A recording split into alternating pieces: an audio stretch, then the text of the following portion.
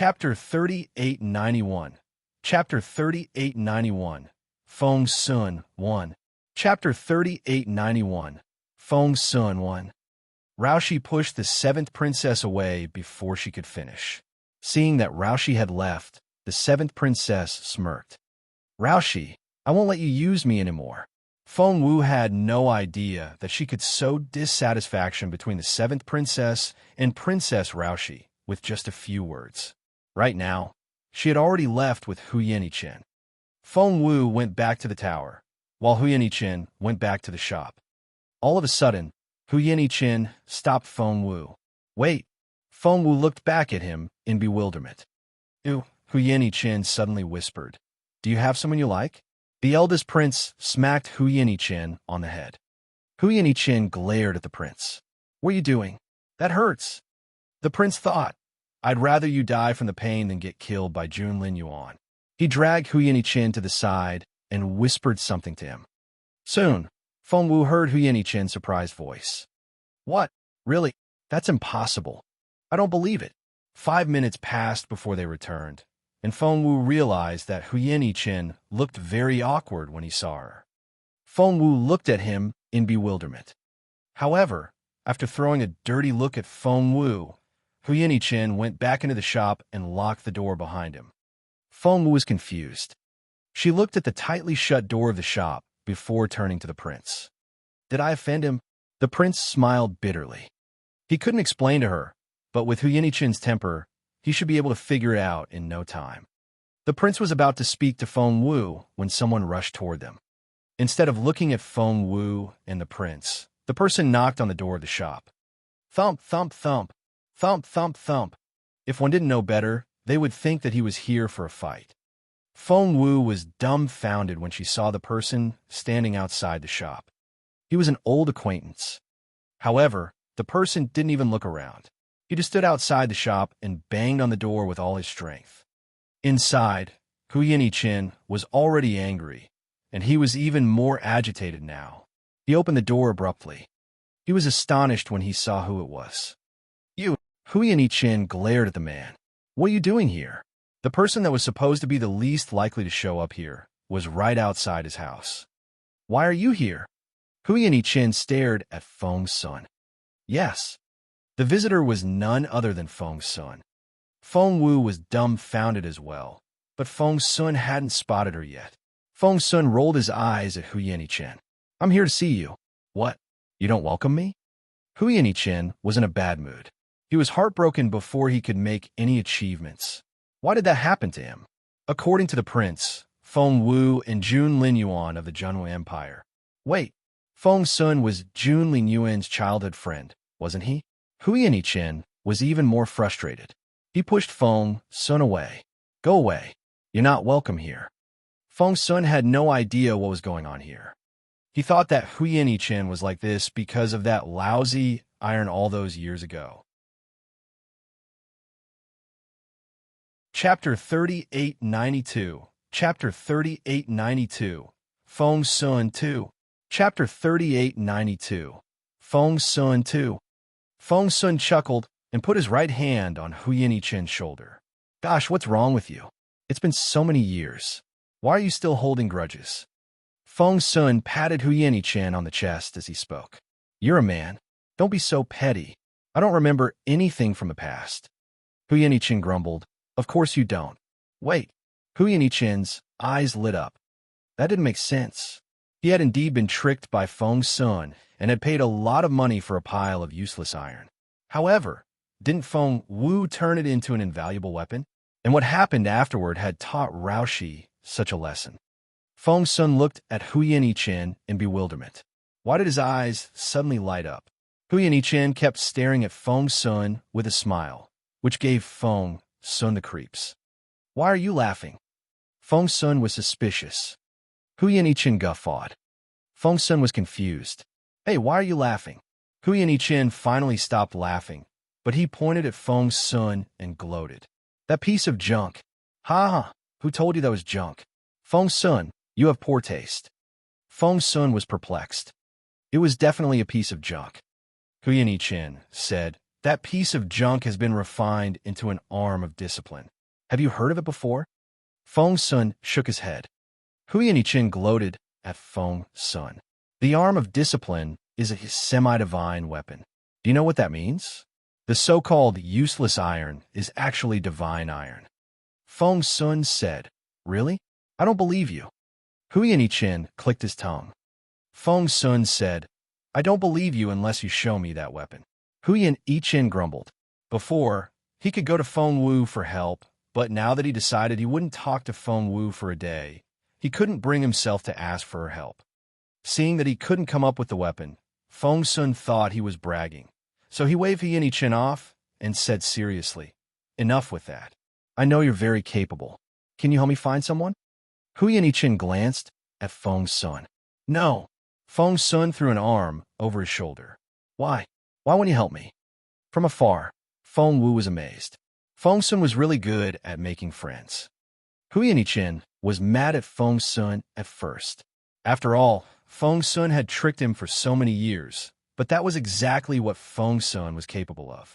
As soon as Feng Sun showed up, he behaved like Hu Yanqin's best friend. Hu Yanqin was too young and soft-hearted to chase Feng Sun away. Feng Sun seemed to decide to stay in the shop for a while. Not only that, but he had asked Hu Yanqin to look for someone. Hu Yanqin sat angrily at the desk and rested his face on his hands. I'm not helping you. I'm not. Feng Sun nudged him and repeated the same words. Help me. Help me. Help me. Feng Wu and the prince were walking in when they saw this, and she almost burst out laughing. Feng Sun was the cutest teenager in the world. Fine, fine. You're so annoying. Now, who are you looking for? Get lost as soon as you find them. Hu Yanqin feigned an angry tone. Feng Sun wanted to say something.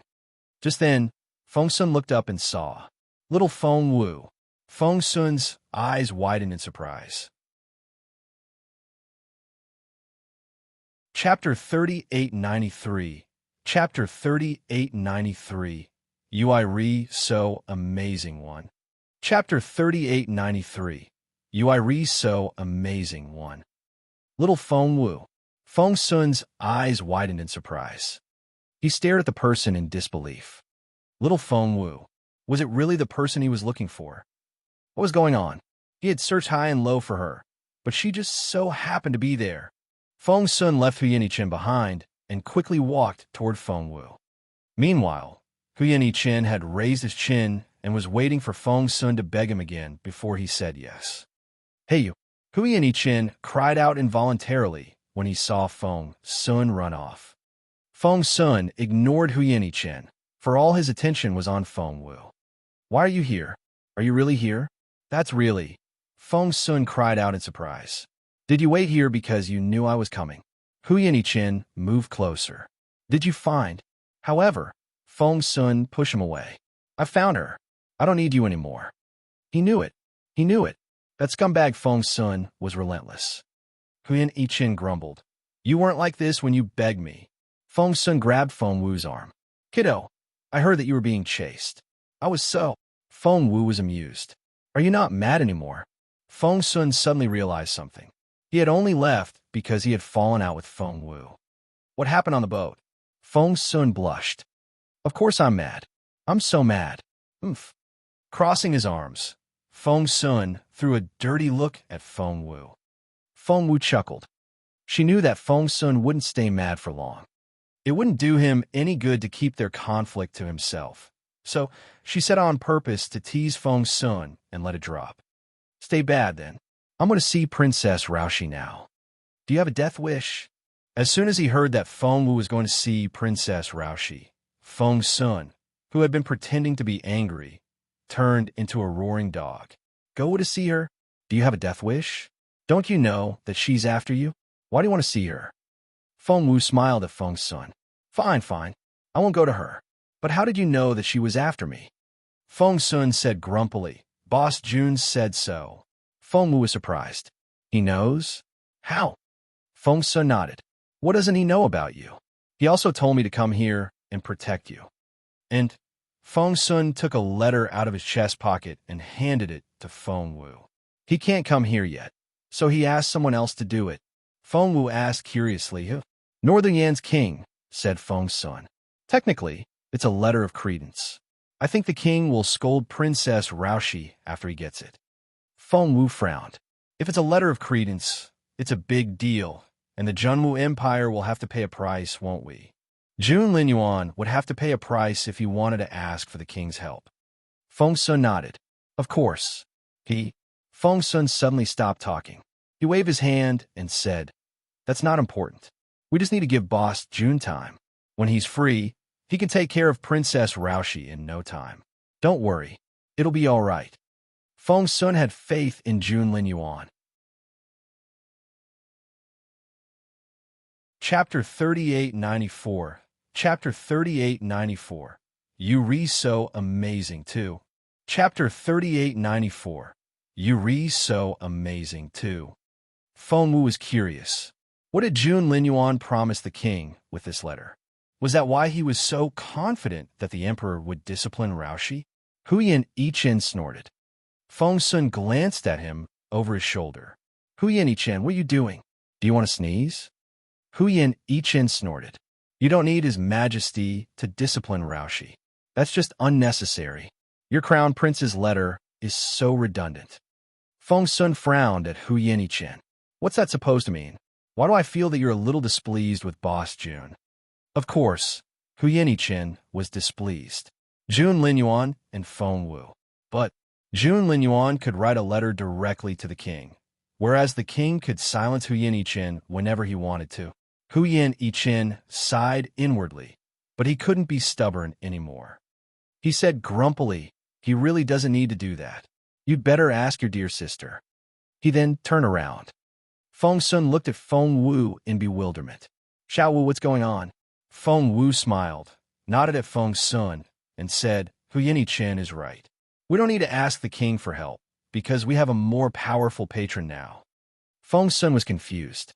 A more capable patron? Someone better than the king? Feng Wu nodded matter-of-factly. Feng Sun said, Really? I don't believe you. The king is the ruler of Northern Yan, and he's the sovereign that calls the shots. Who would dare to challenge him? Feng Wu smiled. So, tell me, is there really no one better in the Northern Yan kingdom? Tilting his head, Feng Sun gave it some thought and said, You can't say that. Patriarch Huyan is such a prominent figure that even the king can't surpass him. But isn't he supposed to be very unapproachable and elusive? Can we find him? Even if we can find him and ask him for help, it'll be almost impossible, right? Feng Sun found the idea unreliable. Feng Wu smiled at him. Do you still remember why we're here? In Northern Feng Sun said, To treat your injury, then travel the world. Hey, wait. Feng Sun's eyes widened. He took a step back and studied Feng Wu as he walked around her.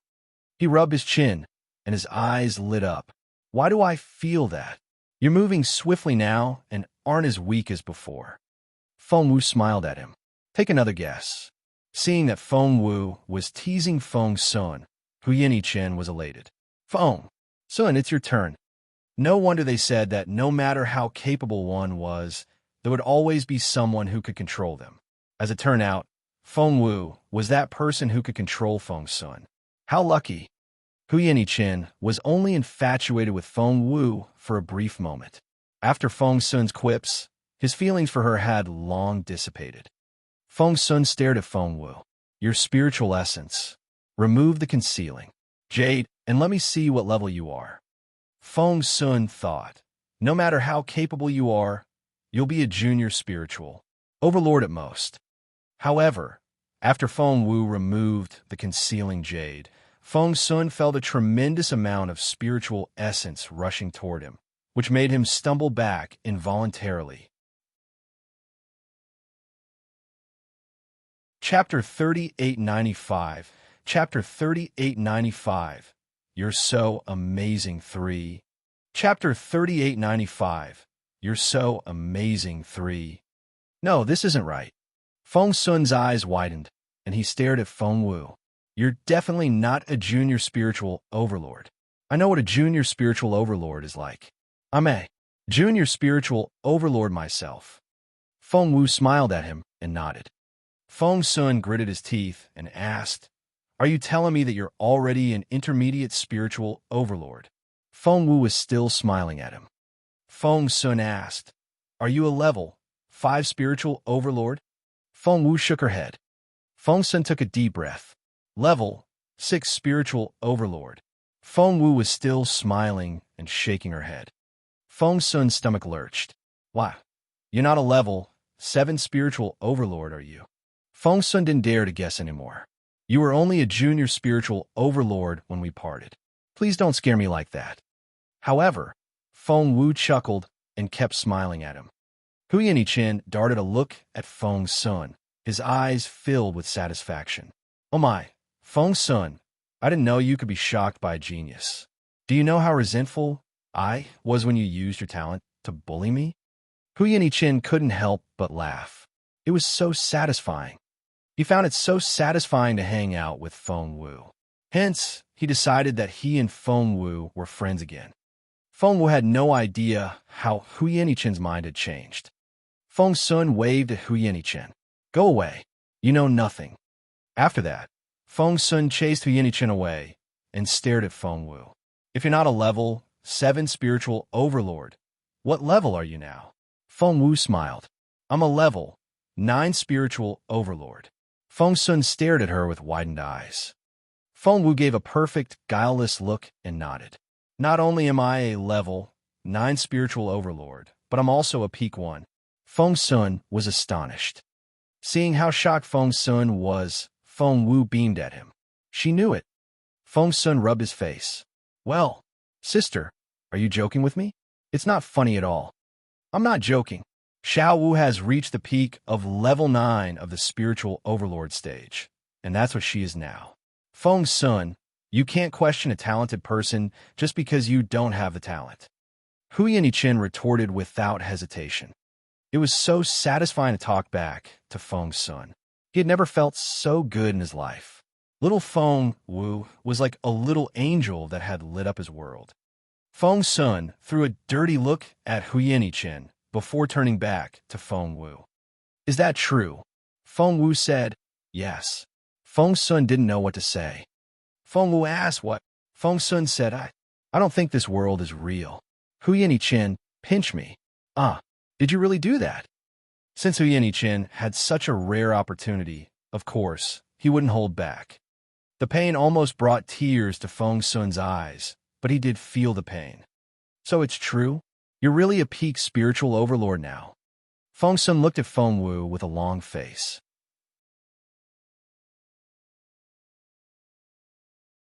Chapter 3896. Chapter 3896. You're so amazing for. Chapter 3896. You're so amazing for. Feng Wu nodded with a perfectly guileless look on her face. Yes. Feng Sun sobbed. He was so sad and jealous. He felt abandoned.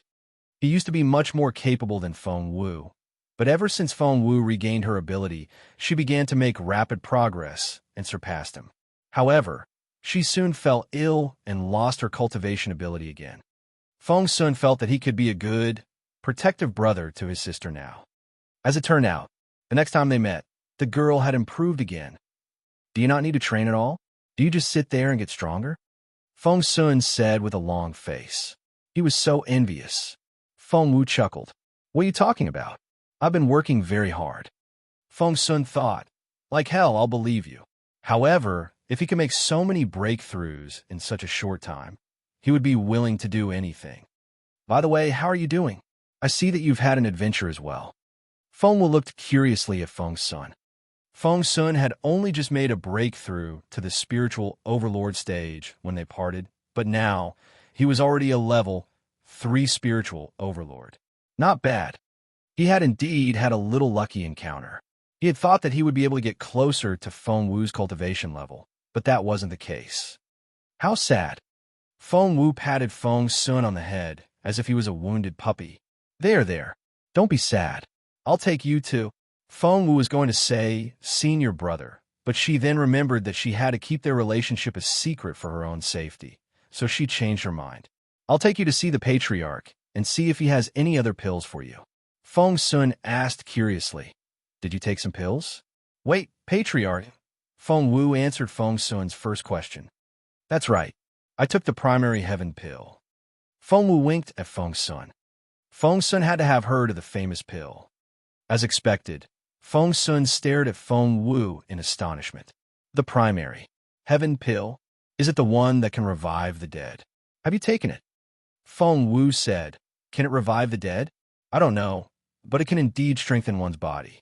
After taking it, I've reached the stage where I can enhance my bone marrow. That stage. Feng Sun almost fell to the ground again.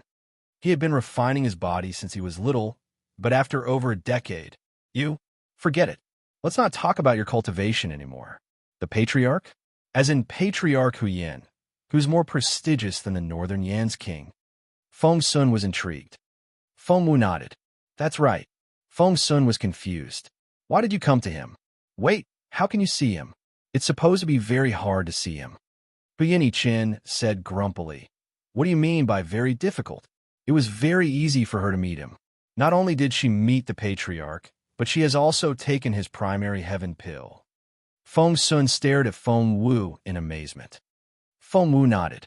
Feng Sun said, Wait, let me think it through. I'm so shocked that I can't think straight. Only then did Feng Sun turn his gaze on Feng Wu. So, you're saying that not only did you meet the legendary top cultivator of the Northern Yan Kingdom, but you're also very close to him? You even took the legendary primary heaven pill and reached the peak of the spiritual overlord stage? Feng Wu said, That's right. Feng Sun smacked his forehead. If we knew how capable you are, we wouldn't have been so worried. Chapter 3897. Chapter 3897. Compared to Boss June 1. Chapter 3897. Compared to Boss June 1. Feng Wu mumbled, You didn't have to worry about me. I'm so smart. Feng Sun didn't hear her. What did you say? Feng Wu immediately fawned on him. I was just saying, Brother, I'm so touched by how worried you all are about me. Feng Sun rubbed Feng Wu's head and gloated. Isn't it my duty to care about you? And you have to thank Jun Linyuan. Ever since he found out that you were being hunted by all those people, he was so mad that he went off to destroy those people's forces. Feng Wu asked curiously, What do you mean by that? Feng Sun smiled. Haven't you noticed that no one in the Zhuo and Hua families has bothered you recently? Feng Wu tilted her head and gave it some thought. That was true. Ever since she came to the Imperial capital, she didn't feel like she was being watched anymore. She had always thought that it was because those people weren't watching Northern Yan. Of course, it's not like that. That old man has been watching you the whole time, and he couldn't wait to stew you. You have the divine phoenix blood. Feng Sun gloated. They stopped watching you because Boss Jun has made them cry. Feng Wu was amazed. Cry? Feng Sun waved his hand. Yes, it's an exaggeration, but it's more or less the same because Boss Jun went to the old Zhuo family manor in Xinjiang province first and severely injured the old master there. Feng Wu asked curiously, Wasn't the Zhuo family's old master already? Feng Sun said, It's not the same one. The one in the Imperial capital has been destroyed by you and is in a semi-paralyzed state. I don't know where he went after that, but we haven't found him yet. However, there's another one in the old Zhuo family manor in Xinjiang province. He's the last old master of the Zhuo family, but this time, Boss Jun has destroyed his cultivation ability. Before Feng Wu could say anything, Huyan Qin said, If I remember it correctly, the elders of the Junwa Empire are spiritual saints, right? Feng Sun crossed his arms. That's right, Huyan Qin said. Then you're lying. Feng Sun frowned and stared at him. Why am I lying? Tell me, when did I lie? Huyan Qin said, You said that Jun Linyuan has crippled the head of the Zhuo family, who is a spiritual saint. As far as I know, he's more than a junior spiritual saint. How is Jun Linyuan going to fight him? Is he more powerful than a junior spiritual saint? Feng Sun patted Huyan Qin on the shoulder in satisfaction. Hey, buddy, you were right. Huyan Qin twisted his shoulder, stared at Feng Sun, and said grumpily, I'm not your buddy. Keep bragging. I don't believe Jun Linyuan can be that capable. Feng Sun glanced at Huyan Qin in bewilderment. I think you don't like Boss Jun. Huyan Qin snorted and looked away. Feng Sun's eyes widened as if he had just discovered a new land. You used to follow Boss June everywhere and wouldn't leave. Why are you jealous now? Hu Yin-Chen, are you comparing yourself to Boss June? Hu Yin-Chen threw a dirty look at Feng Sun. Chapter 3898. Chapter 3898. Compared to Boss June, 2. Chapter 3898. Compared to Boss June, 2. Feng Sun made a big deal out of it. Oh my, what did I find? Hu Yin, are you really comparing yourself to Boss June? Why are you doing this to yourself? I don't even dare to compare myself to Boss June because I don't stand a chance. How dare you? You're incredible. Feng Sun cupped his hands at Hu Yin-Chen as he spoke, infuriating the teenager. Hu Yin-Chen's face went scarlet red. Seeing that Hu Yin-Chen was furious, Feng Wu tried to mediate the situation. Do you want to go in and look around? Feng Wu pointed at the tower behind them as she spoke. Hu Yin-Chen said grumpily, That's the Master's Tower. We can't get in. Feng Sun's eyes lit up. Really? I can go in. Feng Wu nodded. Maybe he has hidden something nice inside, right? Feng Sun nodded immediately. That's right. I don't mind coming out empty-handed, but what if there's some good stuff inside? We'll be so lucky. He took Feng Wu's hand in a hurry. Show me inside. Quickly. Hu Yin-Chen gave Feng Sun a strange look. I can't believe you just said that. He had never seen Feng Sun like this before. In Hu Yin-Chen's mind, Feng Sun was the naughty teenager who had bullied him so much that he used to cry. Feng Sun glanced at him and raised his chin. So what if I beg my sister? Do you have a sister? Do you? Hu Yin-Chen said, I don't know who you are anymore. Feng Sun said, You're just jealous. You're jealous that I have such a wonderful sister. Feng Sun put a hand on Feng Wu's shoulder as he spoke. He thought to himself, one need to get closer to little Feng Wu while Boss June isn't around. Otherwise, when Boss June gets here, I won't even be able to stand next to her. At that thought, Feng Sun leaned his head on Feng Wu's shoulder. Hu Yin-Chen couldn't stand it anymore. You, Feng Sun snorted in thought. You have no idea how much Boss June has been guarding against all males when he and Feng Wu are together. You're so lucky to be so close to her now. Hu Yin, you know nothing. Feng Wu gave in as well. She knocked Feng Sun on the head and said, There, let's go. Hey, this is... Only then did Feng Sun seem to notice someone else was there, and he pointed to the young man next to Feng Wu. He had noticed from the very beginning that the young man was with his sister and appeared to be quite close to her. He didn't say anything because he wanted to leave that young man hanging. Feng Sun didn't expect the young man to be so mild-tempered. He just stood there and listened without saying a word, which rendered Feng Sun speechless. He's Hu Yin Junshun, the eldest prince of Northern Yan. Feng Wu introduced him. Feng Sun looked at Feng Wu in amazement. The eldest prince? Why was the prince so nice? Why did he just stand there and wait? Was he secretly in love with Feng Wu? Feng Sun stared at the prince with eyes as sharp as daggers. The prince was a smart man, and he immediately sensed Feng Sun's hostility. Sensing the strange atmosphere between them, Feng Wu wanted to intervene, but Feng Sun spoke first. Your Royal Highness, may I have a word? That's what I was thinking. The prince nodded and went to a corner with Feng Sun. The two of them then started chatting.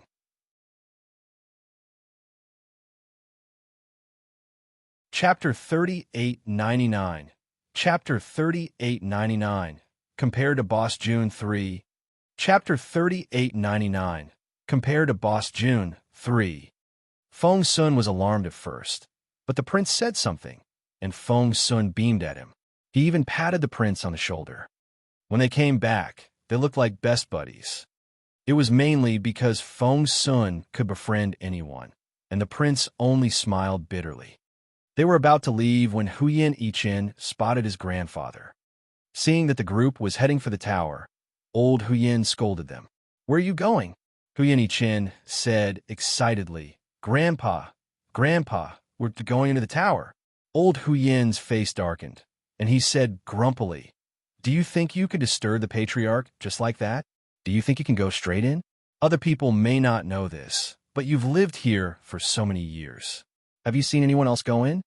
Huyan said, but Grandpa. Old Huyan said, there's no but. If you disturb the patriarch, you're going to die a miserable death. Now, come back with the prince and the others. Huyan said anxiously, but Grandpa, we have people inside. We can go in. Old Huyan was so angry that he laughed. You have people inside? The patriarch and the giant eagle are the only ones inside. Are they your men? Use your brain, even if you're lying.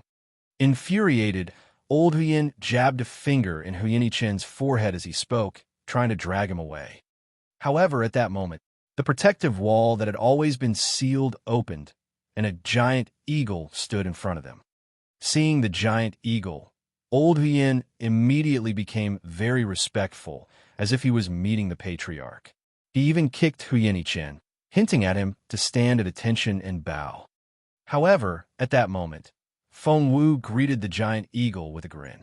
You came out before I knocked on the door. Did you know I was coming?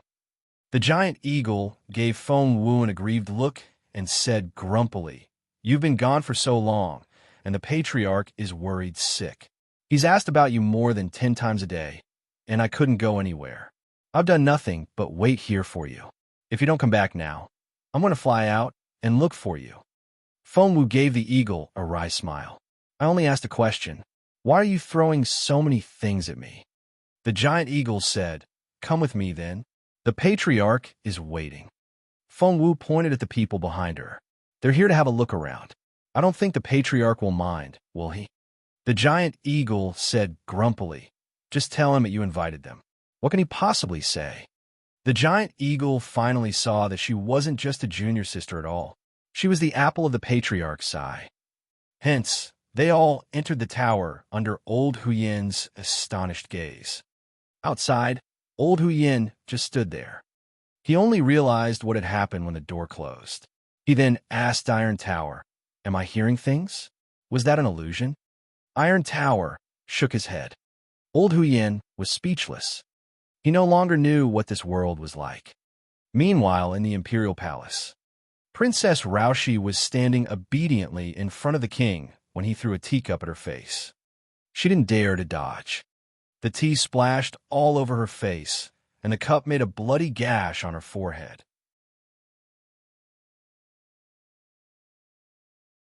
Chapter 3900, Chapter 3900, The End of Princess Rao 1. Chapter 3900, The End of Princess Rao 1. Seeing the blood oozing out of Princess Rao's forehead, the king was still furious. He pointed at Princess Raoshi. How dare you? Princess Raoshi had no idea what she had done wrong, so she stubbornly knelt on the ground. Next to her, the queen was so anxious that she tried to comfort the king. Your Majesty, what did Raoshi do? Why did you hit her like this? The king smirked. What did she do? Ask her. The queen panicked. Could it be? Meanwhile, Princess Raoshi gave the queen a warning look, telling her to keep her mouth shut. She then gracefully kowtowed to the king, raised her head, and said in a tone that was neither humble nor arrogant, Father, I don't know what I did wrong. The king was so angry that he laughed. You don't know? Don't make me laugh. Do I need to remind you? Princess Raoshi straightened her back and said calmly, Your Majesty, I'd love to know. The king was so angry that he pointed at Princess Raoshi. You're unbelievable. How dare you do that? I can't believe that I've chosen you to be one of my heirs. Princess Raoshi pursed her lips and didn't say a word. She had a feeling that she would have a very difficult time, but, Father, are you talking about assassinating Feng Wu? Princess Raoshi asked. The king only sneered at her without saying a word. Princess Raoshi sighed and looked at the emperor. Father, if I had another chance, I would still go after her. I have to kill her. The king narrowed his eyes and stared at her like a wolf king. Princess Raoshi said calmly, Everyone says that she has the divine phoenix blood and that she's Jun Linyuan's fiancée. Everyone says that she has a promising future. But father, will it benefit the Northern Yin Kingdom to have such a person around? Will it benefit us if she marries Jun Linyuan and has a wonderful baby? Therefore, Feng Wu has to die. Once she's dead, there will be no divine phoenix blood anymore. The Junwu Empire won't be a problem for the Northern Yin Kingdom. Once I become the ruler of our kingdom, I'll join hands with the Dongsang Kingdom and rise above the Junwu Empire in the future. That's why I don't understand. Father, why are you so short-sighted? You actually like Feng Wu. She's pretty, but she's poisonous. Father, please make the right decision. After that, she kowtowed 3 times and felt that she had done a great service. That was so much information that the queen didn't know how to react. Even the king. He was so angry that he almost had a heart attack. Did Raoshi just say he fancied Feng Wu? She believed that he had given Feng Wu preferential treatment because he wanted Feng Wu to be his woman. She was the junior sister that the patriarch protected and even might be the last pupil of Mu Jiuzhou. How ridiculous! The king was half annoyed and frightened. Seeing the grim look on the king's face, Princess Raoshi thought that she had hit the nail on the head, so she went on. Father, the war between the Junwu Empire and the Dongsang Kingdom is going on in the Peace Grassland.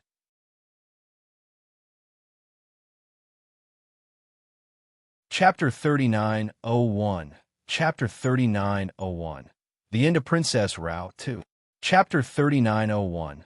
The End of Princess Rao 2. Right now, the Junwu Empire and the Dongsang Kingdom are fighting fiercely in the Peace Grassland. They're about the same level, and it's still too early to tell who's going to win. The more Raoshi said, the more excited she became. This is the best time for the Northern Yin Kingdom to get involved. We'll get a big share, no matter if we side with the Dongsang Kingdom or the Junwu Empire. Father, I'm in favor of.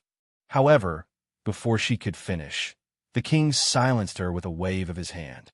Princess Raoshi looked at him in bewilderment. The king stared at her. Is that why you wanted to kill Feng Wu? Princess Raoshi said, yes. It said that she's Jun Linyuan's favorite. Capturing her will keep Jun Linyuan from taking action. Father, what's wrong with that? The king thought to himself, normally, I wouldn't think much of it, but things are different now. Feng Wu is... Father, Feng Wu has to die. Raoshi screamed at the top of her lungs. Her head kept banging on the ground, and soon, blood covered her forehead. It was a ghastly sight. Normally, the king wouldn't have let his daughter do such a thing, but now he was staring at Princess Raoshi with a cold look in his eyes. The queen looked from the king to Princess Raoshi. Somehow, she felt uneasy. The king sighed and said to Princess Raoshi, so, apart from trying to kill Feng Wu, you also wanted to kill me, didn't you? He had almost been tricked by Raoshi and forgotten about her most fundamental mistake. Princess Raoshi shook her head repeatedly. Her pale face looked so harmless, but the king didn't give her a chance to explain herself. Instead, he summoned Zhao.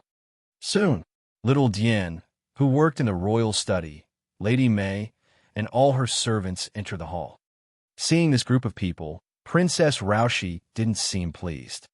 As expected, her father knew. Princess Raoshi remained calm, but the queen was panic-stricken. Princess Raoshi threw a dirty look at her, telling her to calm down. The queen wanted to calm down as well, but she couldn't. That was the crime of trying to murder a king. The king stared at Princess Raoshi. I'm giving you one last chance. You'd better tell me yourself. You know what will happen if I reveal the truth. Raoshi looked up at the king and asked a completely unrelated question. Father, you won't do anything to Feng Wu, will you? Although the king didn't answer, Princess Raoshi wasn't stupid. She knew that her father wouldn't touch Feng Wu. She smiled bitterly. Father, why? Why? Is she that likable? The king thought, that's right. Feng Wu is the patriarch's favorite. It didn't matter if he liked Feng Wu or not. The patriarch liked her. He was the ruler of the kingdom, but the patriarch was the real leader behind everything. He could make anyone the king. That was just how things worked. Princess Raoshi smiled bitterly. Father, it's Feng Wu. I found out everything. Feng Wu had the study set on fire on purpose, and she was the one who sold the medicine to Lady Mei. She has poisoned you so badly.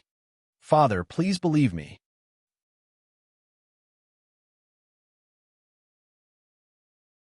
Chapter 3902. Chapter 3902. The End of Princess Rao 3. Chapter 39:02 The End of Princess Rao 3. The king shook his head sadly. He had given Raushi a chance, but she wouldn't take it. Seeing the look on the king's face, Princess Raushi knew that something was wrong. At that moment, she mentioned the patriarch again. Father, you can listen to Feng Wu's slander and believe that I poisoned you. You can even believe her and kill your daughter. But father, I'm not only Princess Raushi. I'm also the closest person to the patriarch.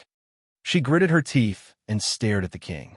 Father, can you bring yourself to upset the patriarch? Since she had lied, there was no reason not to keep lying. She gritted her teeth. Father, it's my birthday today, and I've received the primary heaven pill from the patriarch. Staring at the emperor, she used all her strength.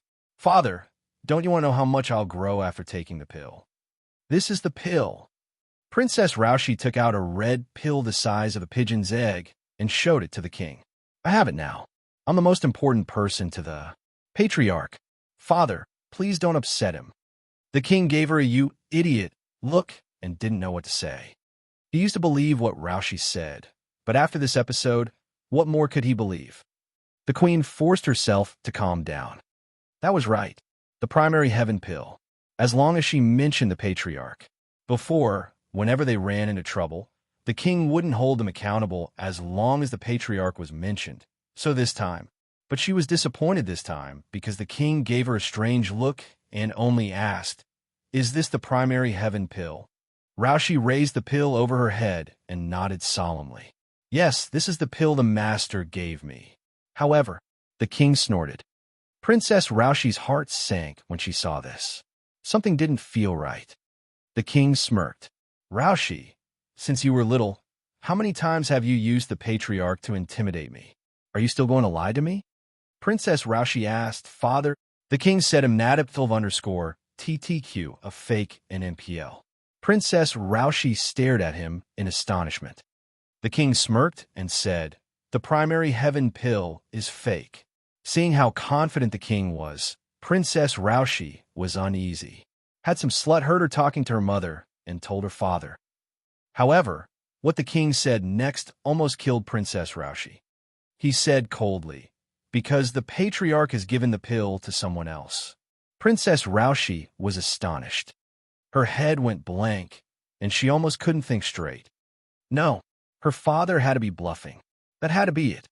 At that thought, she forced herself to calm down and forced a smile. Father, you're so funny. Lady May and the others all dropped to their knees and lowered their heads as if they didn't exist. But they didn't miss a word. They were shocked as if they had heard some incredible secret.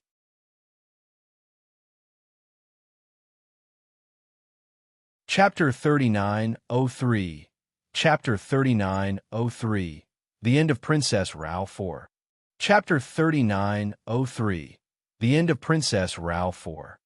As expected, the king said coldly, I'm not joking.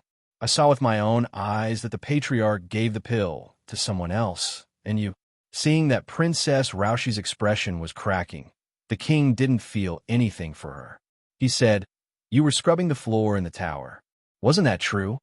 Princess Raushi felt as if she had been struck by lightning. Her father saw it. He saw it. For a moment, Princess Raushi blanched, but she soon blushed. The king kept his gaze on her. Your primary heaven pill is fake, and so is the patriarch's favor for you. Raushi, you're such a poser. You fooled me and everyone else in the northern Yin kingdom. The king had planned to show Princess Raushi some respect, but what she did crossed the line, so he didn't show her any mercy. Princess Raushi shuddered when she heard those words. The king thought she would stop, but she didn't. She was absent-minded for a brief moment, but soon returned to normal. She only smiled and said, Father, you're mistaken.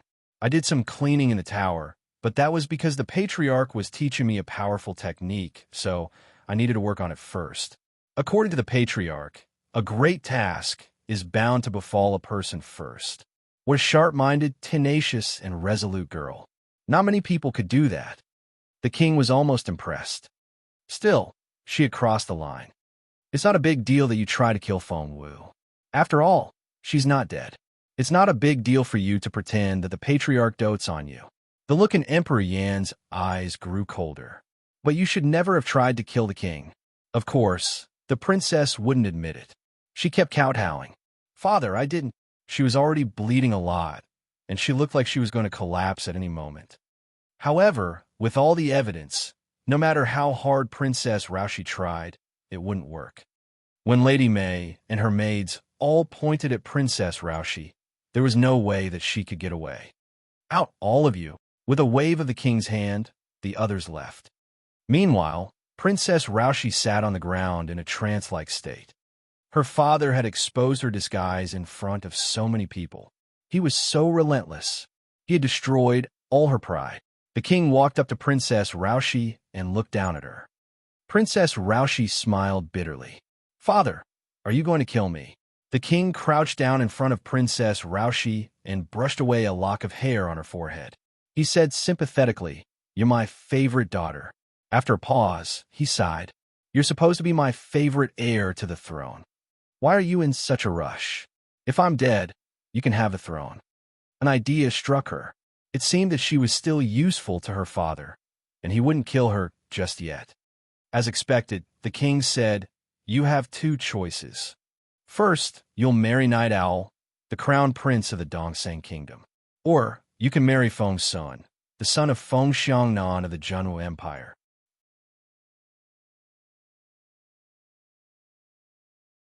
Chapter 3904. Chapter 3904. The Patriarch's Gift 1. Chapter 3904. The Patriarch's Gift 1.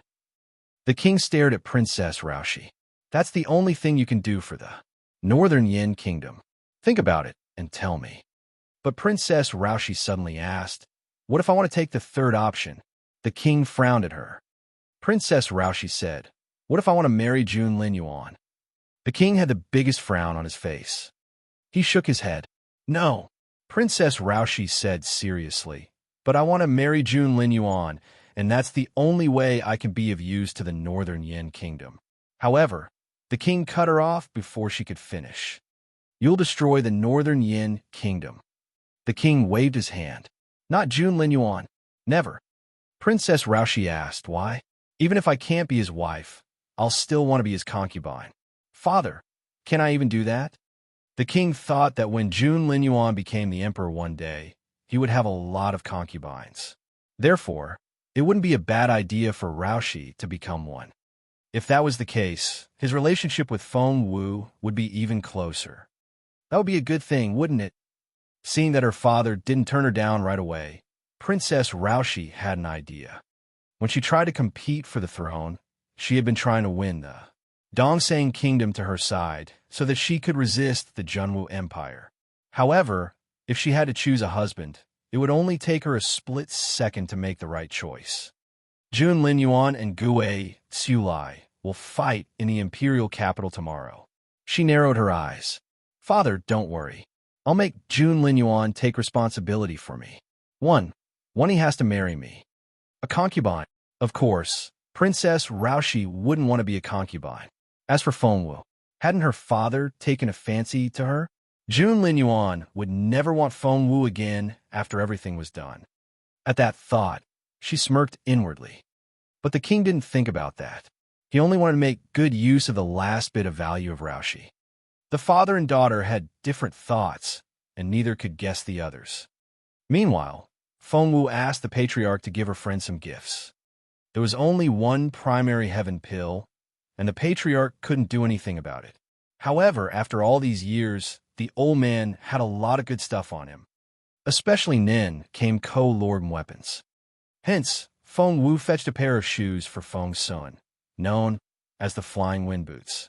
Once he put it on, he could travel as fast as the wind, and he could disappear in a split second. That's a semi-divine weapon. Feng Wu was astonished as well. That was so valuable. That's very generous of you. Feng Wu looked at the patriarch in amazement. Patriarch Hu Yin said grumpily, "He's your brother, isn't he? He's taken care of you for so many years, so why can't I give him something nice? If my master wants to give him a gift, it has to be a divine weapon." The mention of his master brought tears to his eyes again. Just then, Feng Sun ran back in excitement. To be more precise, he had slided into the room.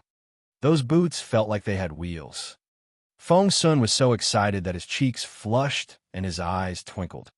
These shoes are amazing. Feng Sun grabbed Feng Wu's hands, his eyes twinkling in excitement. My speed has doubled.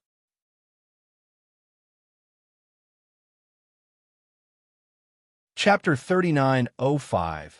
Chapter 3905. All Senior Brothers 1. Chapter 3905. All Senior Brothers 1. Grabbing Feng Wu, Feng Sun's eyes lit up in excitement. My speed has increased exponentially, Feng Wu said. I see. Feng Sun grabbed Hu Yinichen's hand in excitement. Did you see that? My speed has doubled. Hu Yinichen stared at him jealously and pouted. Feng Sun then went to the prince in excitement. My shoes. Did you see that? OMC. The prince looked away in frustration. Feng Sun turned around in excitement and dashed off, shouting at the eagle, Catch me if you can. The eagle didn't want to talk to the dumb teenager at all. However, Feng Sun rushed to its side and patted it on the head when he ran past it. Silly bird. The eagle lost its temper right away, and it was so angry that it flapped its wings. It didn't mind nicknames, but this dumb teenager had just called it a silly bird. That was unacceptable. Stop right there. Hence, the teenager and the eagle began to chase each other around the tower, which gave Feng Wu a headache. She had no idea where Feng Sun got his charm from, but ever since he entered the tower, he got along well with the silly eagle in no time. Even Patriarch Huyin didn't find him repulsive. Instead, he had left a good impression on Feng Sun and gave him a pair of incredible shoes. Feng Wu gave the Patriarch a wry smile. That's what Feng Sun's like. Please don't mind him.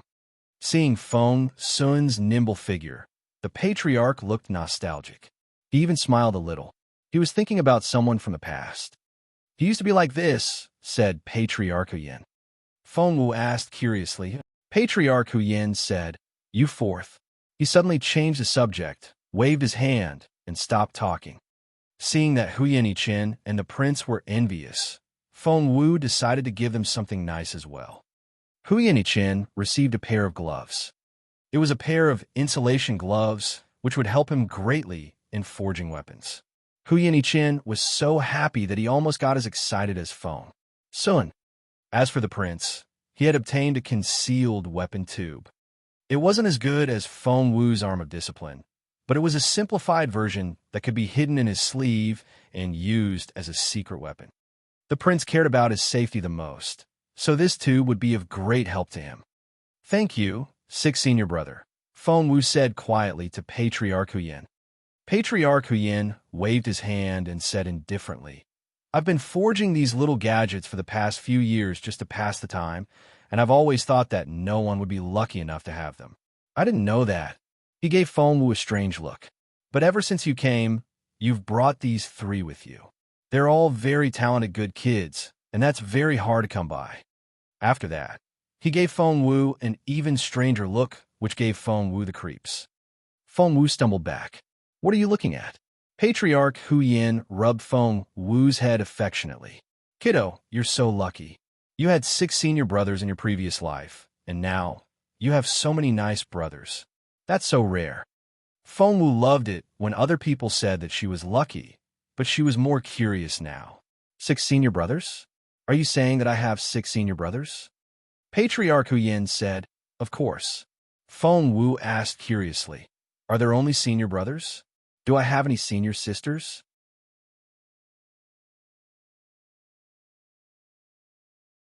Chapter 3906. Chapter 3906. All Senior Brothers 2. Chapter 3906. All Senior Brothers 2. Patriarch Huyin jabbed a finger into Feng Wu's head. Of course not. Are you not happy with your 6 senior brothers? Feng Wu chuckled. 6 senior brothers are perfect, but I don't know the other 5 yet. But the Patriarch wasn't going to tell her. But Feng Wu was so curious. 6 senior brother, are you the only one who wants to know me? Feng Wu feigned a pitiful tone and looked at Patriarch Huyin. Patriarch Huyin immediately said, How dare they? Our master will cut their legs off. Feng Wu tugged at his sleeve. But why won't they come to find me? I don't even know who or where they are. Please just tell me. Patriarch Hu Yin scratched his head. He wanted to tell her, but heaven's secrets couldn't be divulged. The phoenix had been following the girl around and hadn't revealed anything. Therefore, Patriarch Hu Yin wasn't going to reveal anything either. However, he gave a hint. I'm the youngest of your senior brothers, but I'm still the patriarch of the Northern Yin Kingdom. If your other senior brothers are still alive, they'll be even more capable. Feng Wu's eyes lit up. That was right. Patriarch Hu Yin glanced at Feng Wu and said, just think about that. Feng Wu's eyes lit up, and she cried out in surprise. So, can I guess it that way? The other 5 senior brothers are all at your level? Patriarch Hu Yin said, as long as they're not dead, they have to be. Feng Wu asked, could they be dead? Patriarch Hu Yin snorted. Good people don't live long, and disasters last for 1,000 years. What do you think? It then occurred to Feng Wu that her senior brothers didn't get along well with each other. That was why her 6th senior brother didn't say anything nice about the others. But that was enough for Feng Wu to guess. So, my 3rd senior brother is the counselor of the Dongsang Kingdom, isn't he? Feng Wu smiled at Master Hu Yin. Patriarch Hu Yin looked at Feng Wu, obviously surprised by her question. How did you know that? He cried out. Hence, Feng Wu told Patriarch Hu Yin about how she knew the White Fairy. Only then did Patriarch Hu Yin realize what had happened. That's right. That princess used to be his fiancée, but something happened, so I didn't know that she was so infatuated. He's indeed in the Dongsang Kingdom, Patriarch Hu Yin told Feng Wu. Moreover, he has a great treasure which was left behind by my master. He's been keeping it for you. Feng Wu's eyes twinkled, and she sounded excited when she asked, 6th senior brother, are you saying that my 3rd senior brother also has something valuable that can make my cultivation level rise? Feng Wu was so excited that she was almost in tears. The primary heaven pill had helped her a lot this time. It had helped her rise to the peak of the spiritual overlord stage and enabled her to refine her marrow. That was incredible. It would take her years to cultivate on her own. Is that it? Am I right? Feng Wu followed the patriarch around and asked.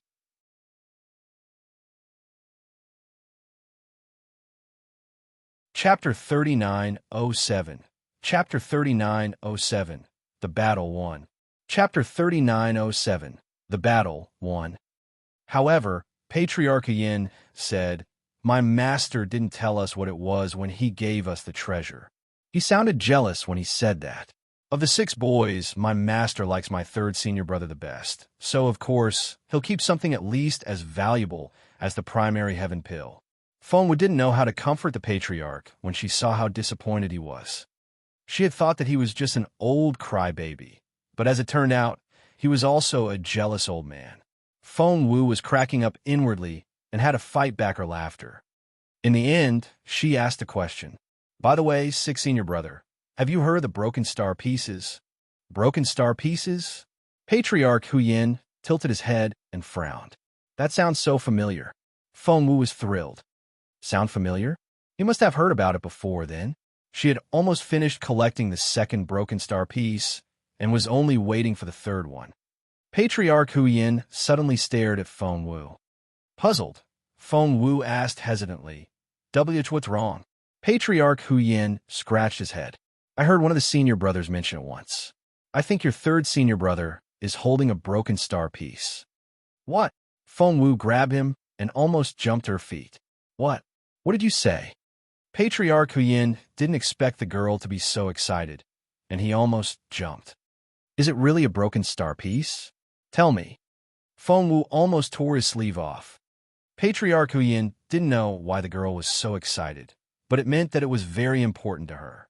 He gave it more thought and said in frustration, it's been so long that I can't remember. But I think so. Feng Wu let out a breath of relief. She had been worried about where to find the 3rd broken star piece after she found the 2nd. According to the patriarch, her 3rd senior brother had it now. That would make things a lot easier. After she was done with the Northern Yin Kingdom, She had to go to the Dongsang Kingdom, talk to her third senior brother, and get the broken star piece. Feng Wu wasn't worried that her third senior brother wouldn't give her the broken star piece, but she was worried that she wouldn't be able to find him. According to the White Fairy, he would cultivate in seclusion for 30 to 50 years on end. Feng Wu grew anxious at that thought. She decided that she would set out for the Peace Grassland and enter the Dongsang Kingdom as soon as Jun Linyuan and Gue Tsulai finished their competition. At that moment, the giant eagle flew back. Master, Master, Gue Tsulai is kneeling outside. He wants to see you. The giant eagle looked curiously at Patriarch Huyen, wondering if he would see Gue Tsulai this time. Gue Tsulai. Feng Wu's eyes lit up. Wasn't he the one who was going to compete with Jun Linyuan tomorrow? What is he doing here? Feng Wu was about to ask that question. The giant eagle suddenly said, "He's very sincere. He's been coming here every year for the past 10 years. What's he doing here?" Feng Wu asked curiously. The giant eagle said, "He's here to ask for a sword every year for the past 10 years. The patriarch said that he would consider it if Gue Tsulai did that and reached a certain cultivation level."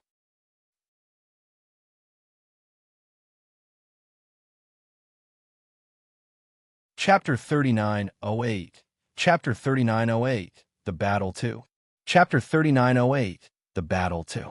Henvi. Feng Wu looked curiously at the giant eagle. It didn't say nice things about people for no reason, unless... The eagle grinned at Feng Wu. Look at that grin. The eagle must be doing this because that man had given it some sort of reward. Feng Wu tugged at the patriarch's sleeve and looked eagerly at him. By now, he was very familiar with Feng Wu's petty tricks, and he found the girl as lovely as ever. Hence, he looked affectionately at Feng Wu and rubbed her little head. "Sixth senior brother, is he really here for a sword?" Feng Wu asked in a low voice. Patriarch Huyen nodded. "He's been asking for it for 10 years. That's very sincere of him, and he's quite talented in swordplay." Well, the eagle then let a swordsman in with a bamboo hat on his head. Feng Wu had seen Gue Tsulai fighting Jun Linyuan on the mountain peak and saw that Jun Linyuan had gained the upper hand, so she was a little relieved. Gue Tsulai. The prince and Huyen Ichin didn't dare to move when they saw who it was. They both stood ramrod straight. Feng Sun wasn't as lively as before. Right now, he narrowed his eyes and looked at Gue Tsulai cautiously. Although Gue Tsulai kept his gaze on Patriarch Huyen, he was surprised to see the others out of the corner of his eye. It had been years since any outsiders visited the Patriarch. Why was it so crowded now? However, he didn't think much of these people. He went straight to Patriarch Huyen and greeted him. Patriarch Huyen's eyes lit up when he saw Gue Tsulai. "Your cultivation level has risen again." Gue Tsulai might look like an unapproachable swordsman, but when he was around Patriarch Huyen, he seemed to admire the latter. He was thrilled every time Patriarch Huyen praised him. His cultivation level had risen again. Feng Wu wasn't so sure anymore. What would happen if Jun Linyuan fought him tomorrow? Next to her, Patriarch Huyen smiled at Feng Wu. "He's a pretty good swordsman. How about I let him teach you?" Gue Tsulai couldn't help but give Feng Wu a curious look. He had never met anyone who could make the old man treat her so nicely. Feng Wu pursed her lips and shook her head. "No." The patriarch smiled. "We'll talk about it later, then. You can start any time you want." Gue Tsulai couldn't help but glance at Feng Wu again. Someone in the Northern Yin Kingdom had said no to the patriarch. Who was she? The patriarch said, "You've been asking for a sword for 10 years. That's very rare. Eagle, bring me the invincible sword." The invincible sword? That sounded awesome. The eagle soon went into the armory, where the weapons were stored after the patriarch forged them. The bad ones would be reforged, and the good ones would be left behind. So far, there were only 3 of them. How did Feng Wu know that? Because the eagle told her that after she followed it into the warehouse. Seeing the 3 swords hanging on the wall, Feng Wu said, "The patriarch didn't tell you which one to take." The eagle gave Feng Wu a suspicious look. "The best sword, of course." After that, it reached for the sword. "Hey, wait. Feng Wu stopped the eagle. The eagle turned around and looked at Feng Wu in bewilderment. What's wrong? Feng Wu was hesitating if she should stop the bird. Jun Linyuan and Gue Tsulai were going to have a battle. Gue Tsulai had made some progress in his cultivation. With the help of the sword, he would have a higher chance of winning. Should she stop him?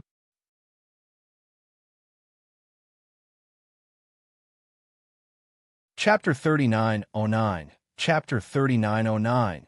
Should she stop him? Chapter 3909. Should she stop him? Should she stop the eagle? Meanwhile, the giant eagle was still praising the sword. Gue Tsulai has made some progress in his cultivation to begin with, and now he has this heaven demon sword.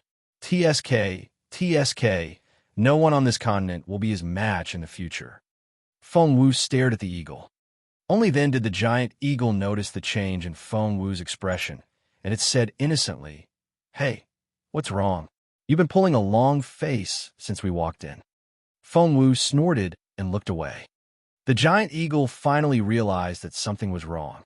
It ran up to Feng Wu, but Feng Wu turned away again. It ran up to Feng Wu, who turned around again.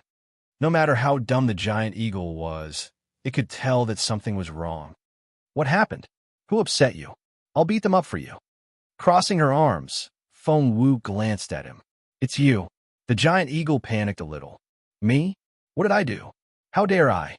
Feng Wu said, Yes, it's you. The giant eagle panicked even more. What did I do? What did I do? No one dares to pick on you. My master will roast me if I do that. Feng Wu almost burst out laughing, but she managed to keep her face straight. You took my favorite heaven demon sword, and you're giving it away. Why do you think I'm upset? Is it your favorite sword? The giant eagle thought, You're making it up. It's not your favorite sword. Do you know what it's called before I tell you? Feng Wu nodded. That's right. As soon as I saw it, I thought it would suit me the best. I just want it. The giant eagle looked at Feng Wu in resignation. Do you really like it? Feng Wu said, I do. The giant eagle glanced at her. You should have told me. I'll give it to you. Feng Wu asked, Are you sure about that? The giant eagle said grumpily, Of course. You're my master's favorite, and he'll give you anything you want. If he won't give it to you, you can say something nice, and he'll give in. Feng Wu cleared her throat uneasily. The giant eagle said, Why are you coughing? It's like I said something wrong. Feng Wu cleared her throat uneasily. The giant eagle said, That's why I'm giving you this heaven demon sword. Gue Tsulai can have another one. The Star Peak sword is a nice one, too. Although it's not a semi-divine one, it's still much better than his one strike. The eagle then turned to leave. But the giant eagle gave it some thought and said, That heaven demon sword is the most suitable for Gue Tsulai's martial art. The first thing my master said when he made it was that it would suit Gue Tsulai. The eagle was ready to leave after that. Holding the heaven demon sword, Feng Wu suddenly felt very guilty. Gue Tsulai was a real swordsman, and the heaven demon sword suited his martial arts. If she tried to sabotage his plan, she would be exploiting her 6 senior brother's favor. Feng Wu had a strange feeling about it. Was it wise for her to help Jun Linyuan like this? Was it what Jun Linyuan would want? If she had been the one fighting and her opponent's weapon had been swapped for something less suitable? No, her pride wouldn't allow her to do such a thing. What about Jun Linyuan? Feng Wu was reminded of that proud, elegant teenager. He was so proud. If even she couldn't bring herself to do it, how could it? Fine. Feng Wu tossed the sword to the eagle.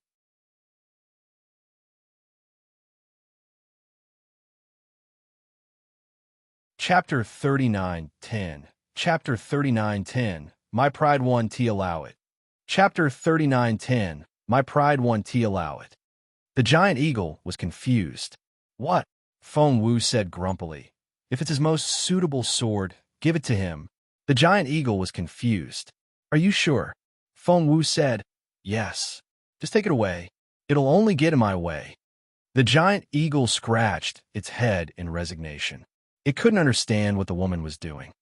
If she didn't want to give the sword to Gue Tsulai, she could have taken it away. Why did she give it back? The bird couldn't understand it. The giant eagle asked Feng Wu over and over again, but Feng Wu said she didn't want it.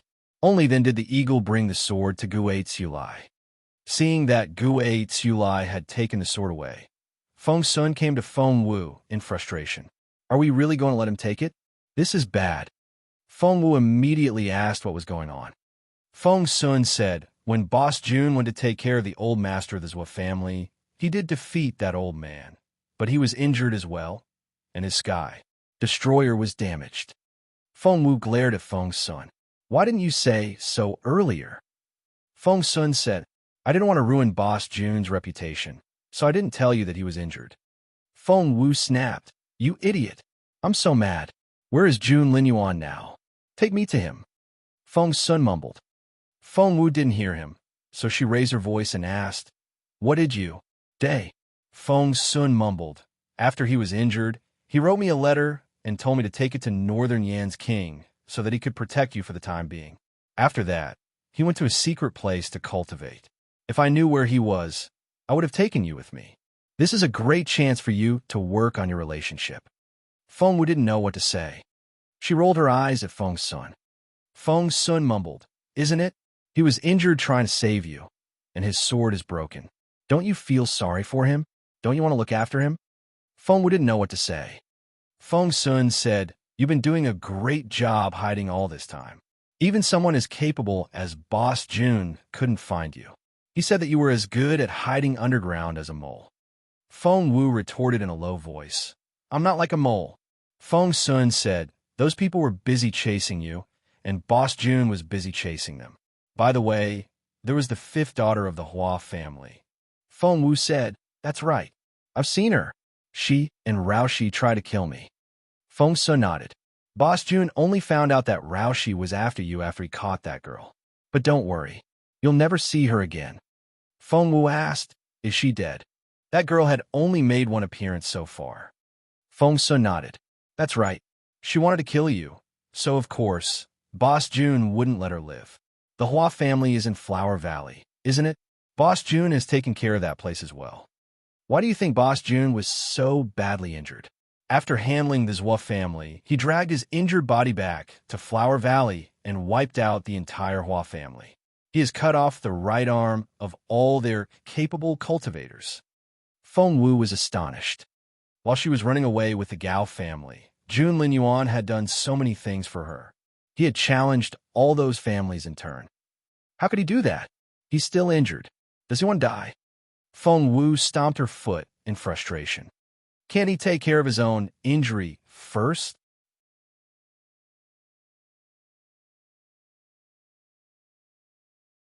Chapter 39:11. Chapter 39:11. What Jun Linyuan did for you. Chapter 39:11. What Jun Linyuan did for you. Feng Sun glanced at Feng Wu and said casually, you were still being chased, and he blamed himself so much that he couldn't care less about his own injury. Feng Wu was indeed concerned. Frowning, she spun around in circles. Seeing this, Feng Sun smiled a little, but soon suppressed it as if nothing had happened. Jun Linyuan was indeed injured, but he was a miracle worker and was recovering rapidly. Feng Sun had made it sound more serious, so that his silly sister would feel guilty. How long had it been since they last saw each other? They still hadn't expressed their feelings for each other yet. If Feng Sun had been the man, their son would have been running around by now. So, he was going to be the perfect assistant. Frustrated, Feng Wu mumbled, why is he like this? Why won't he listen to me? Crossing his arms, Feng Sun darted a look at Feng Wu. Because he's in love. With someone. Feng Wu glared at him. That's enough. Feng Sun went on talking to himself. Poor Boss Jun. His internal injury is so severe that his face is ghastly pale. His thin lips are almost white, but he's still chasing those people. Gosh! Feng Wu stared at Feng Sun. I want to see him. I want to see him now. Feng Sun's stomach lurched. His plan worked. Unfortunately, he sighed. Forget about it. I don't think anyone can find him now. I wonder if he'll pass out in the middle of nowhere. Feng Wu pictured Jun Linyuan walking alone in the woods with a hand on his chest before passing out. She was so anxious. Just then, Feng Sun glanced at her. You're worried, aren't you? You miss him, don't you? You're worried about him. Feng Wu threw a dirty look at Feng Sun, but she didn't try to deny it this time. Feng Sun chuckled inwardly. See, he had made some progress. The Imperial capital wasn't built in a day. As long as the two of them made some progress, everything would be fine. He'll be here tomorrow, right? Feng Wu stared at Feng Sun. Feng Sun said seriously, Boss Jun values his promises above all else. Look, he said he would protect you, and he meant it. He said he was going to have a competition tomorrow, and I'm sure he'll come, even if he's sick. Feng Wu snapped at Feng Sun. Stop nagging. I know that. Feng Sun rubbed Feng Wu's head. You know? Give him a reply, then. He's been working so hard to follow you around. He's Jun Linyuan, the one who can shake the world with a stomp of his foot. Feng Wu didn't say anything, but she didn't retort Feng Sun, which meant that she agreed with him. That night, Feng Wu tossed and turned but couldn't fall asleep. She couldn't fall asleep. All she could think of was Jun Linyuan passing out from his internal injury. How could Feng Sun put that picture in her head? Feng Wu sat up in bed and took out the arm of discipline. Didn't Feng Sun say that Jun Linyuan's Sky Destroyer was damaged? Since she couldn't repair it for him now, she might as well modify the arm and make it more suitable for Jun Linyuan. At that thought, Feng Wu went to the refinery room that very night. No one but Feng Wu could enter the Patriarch's refinery room. No one knew what modifications Feng Wu had made. Feng Wu was the only one who knew how much divine phoenix blood she had used to nourish the arm.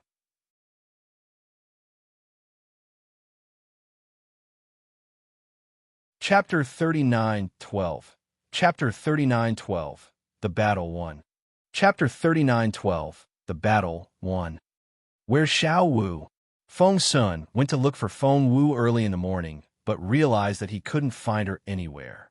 He grew anxious. In the end, the giant eagle took him to the refinery room and told him that Feng Wu was inside. Thump, thump, thump. Feng Sun pounded on the door. Feng Sun's heart went out to Feng Wu when he saw her face. Her beautiful face was drained of all color, and her bright eyes were bloodshot red. What's wrong? What happened?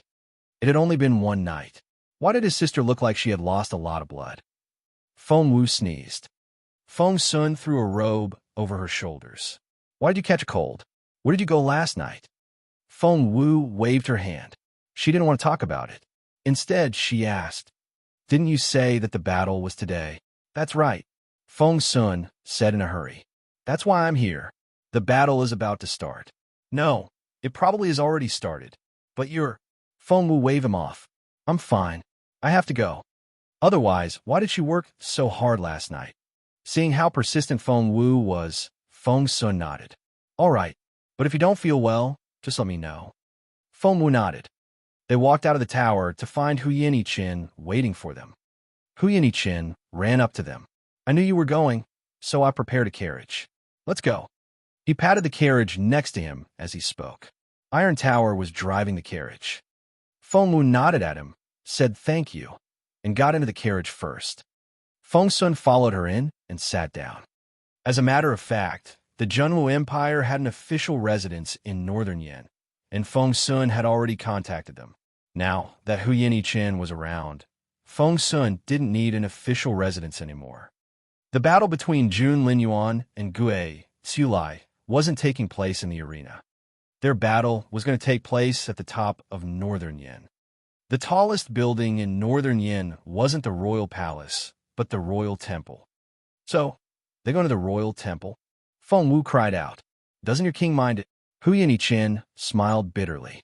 His Majesty would love to do something, but one of them is the most capable cultivator of northern Yen, and the other one is the most powerful cultivator of the Junwu Empire. I don't think he'll be able to stop them. The only one that can do anything about it is our Patriarch. Not only didn't he do anything, but he even chuckled. Feng Wu asked, what did he say? Hu Yin-Chin said. The Patriarch was glad to hear that. Since he said so, what more can His Majesty say? Soon, their carriage was 300 m away from the temple. The temple was surrounded by soldiers, and the roads were heavily guarded. It wasn't easy for ordinary people to get in, and even Hu Yin-Chin was almost stopped. People could still see the battle beyond that range. They just couldn't see it up close. Meanwhile, a lot of commoners had been stopped outside as well, and they were there because they had all heard the news. There were at least tens of thousands of them. Hu Yin-Chen, what are you doing here? Feng Wu recognized the voice right away.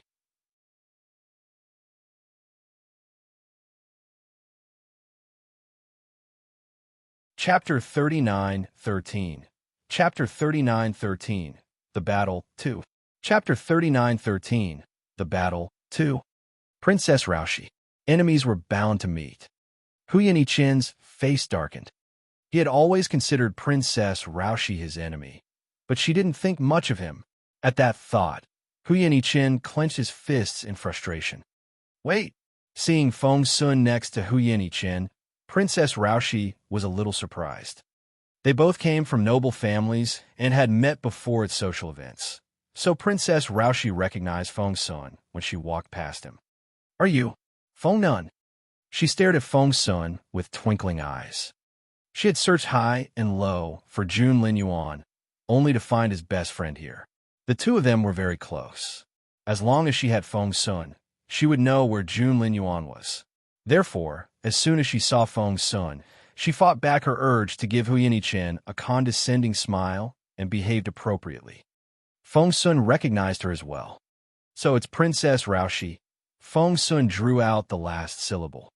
He thought to himself, so, Princess Raoshi is the one who's been trying to kill Xiao Wu. What a day. Feng Sun was very good at holding grudges. He had memorized Princess Raoshi's face and decided that he would soon take his revenge. Princess Raoshi told the officer who stopped their carriage who Feng Sun was. He was a member of the royal family of the Junwu Empire, but the general still wouldn't let Feng Sun in. Princess Raoshi's face darkened, and she said in a threatening tone, Are you going to defy me now? The general said he wouldn't dare. Just then, someone announced the arrival of the eldest prince. The prince's carriage slowly arrived.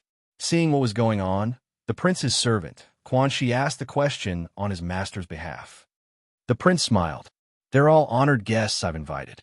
Please let them pass. Then, Princess Raoshi saw that the general really followed the prince's order. No, Princess Raoshi felt as if she had been slapped. Before, other people would only respect her more than the prince, but why wouldn't they listen to him now, but not her?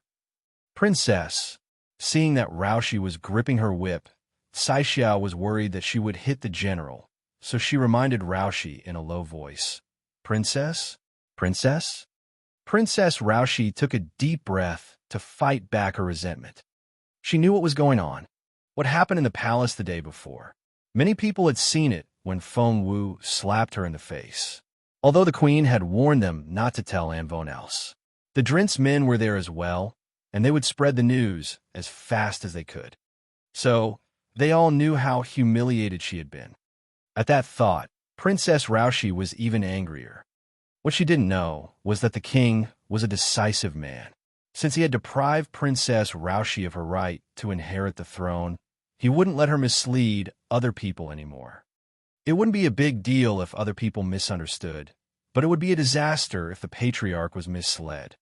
Therefore, the king summoned all 7 officials last night to discuss the matter. Naturally, the officials wanted the prince to be the next king, not the princess.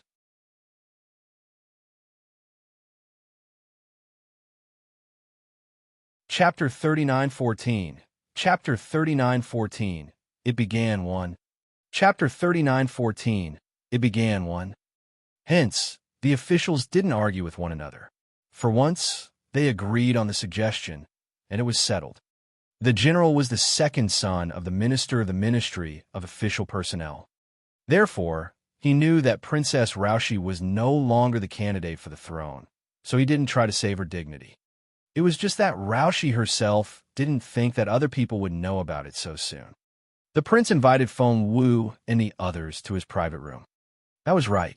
A lot of private rooms have been built here in a matter of days. The prince's was on the east wing, and Princess Raoshi's was on the west. That one detail could tell the difference between the two. The Northern Yin Kingdom valued the east above all else. Who made the seat arrangement? Seeing that she was in the west, Princess Raoshi was infuriated. No one dared to reply. Get out. Princess Raoshi had no choice but to vent her anger on her servants. Sai Xia, her senior maid, was whipped. The prince asked Feng Wu to sit next to him, but she declined. The prince grew anxious. We have the best view and can see everything from here. Was that so? Feng Wu was still hesitating when Feng Sun rushed over and sat down next to the prince. The prince stared at Feng Sun. However, Feng Sun patted the empty seat next to him and told Feng Wu, "Xiao Wu, come here. Sit with me." Just then, a figure flew toward them. The person stopped at the top of the temple and was hundreds of meters above the ground. Feng Wu had thought that it was Jun Linyuan and was so excited that she thought her heart was going to jump out of her mouth. As it turned out, it was Gui Tsulai. She was disappointed. Feng Sun comforted her. Gui Tsulai is here. I'm sure Boss Jun will be right behind him. Xiao Wu, sit down. Feng Wu nodded and sat down next to Feng Sun. Sni Anna Ring Nun were sitting Tini, same row, so Tnat Jun Linyuan would be able to spot her easily. Before Feng Wu could say anything, Hu Chen sat down on Feng Wu's right. The four of them sat in a row. Feng Wu kept her gaze on the sky, waiting for Jun Linyuan to arrive. Time ticked by. 15 minutes passed. 30 minutes passed. 45 minutes. Many grew impatient and began to discuss among themselves. Isn't Jun Linyuan supposed to be fighting Gui Tsulai? Why isn't he here yet? Is Jun Linyuan too scared to come? Normally, he shouldn't be late for a duel between two top cultivators. I think he's really scared. I thought he was someone that could shock the world with a stomp of his foot, but as it turned out, he's nothing much. The audience was displeased. The voices were like mosquitoes buzzing in Feng Wu's ears. Feng Wu's face darkened. Although she had been complaining about Jun Linyuan as well, finding him too stubborn and overbearing, she was the only one who could say such things about Jun Linyuan. Who were these people to say anything about him? Just then, someone next to Princess Raoshi spoke. He was Princess Raoshi's younger brother, the third prince of the kingdom. As he nibbled on the fruit, he crossed his legs and said unhurriedly, "I think that Jun Linyuan was only bluffing. As a matter of fact,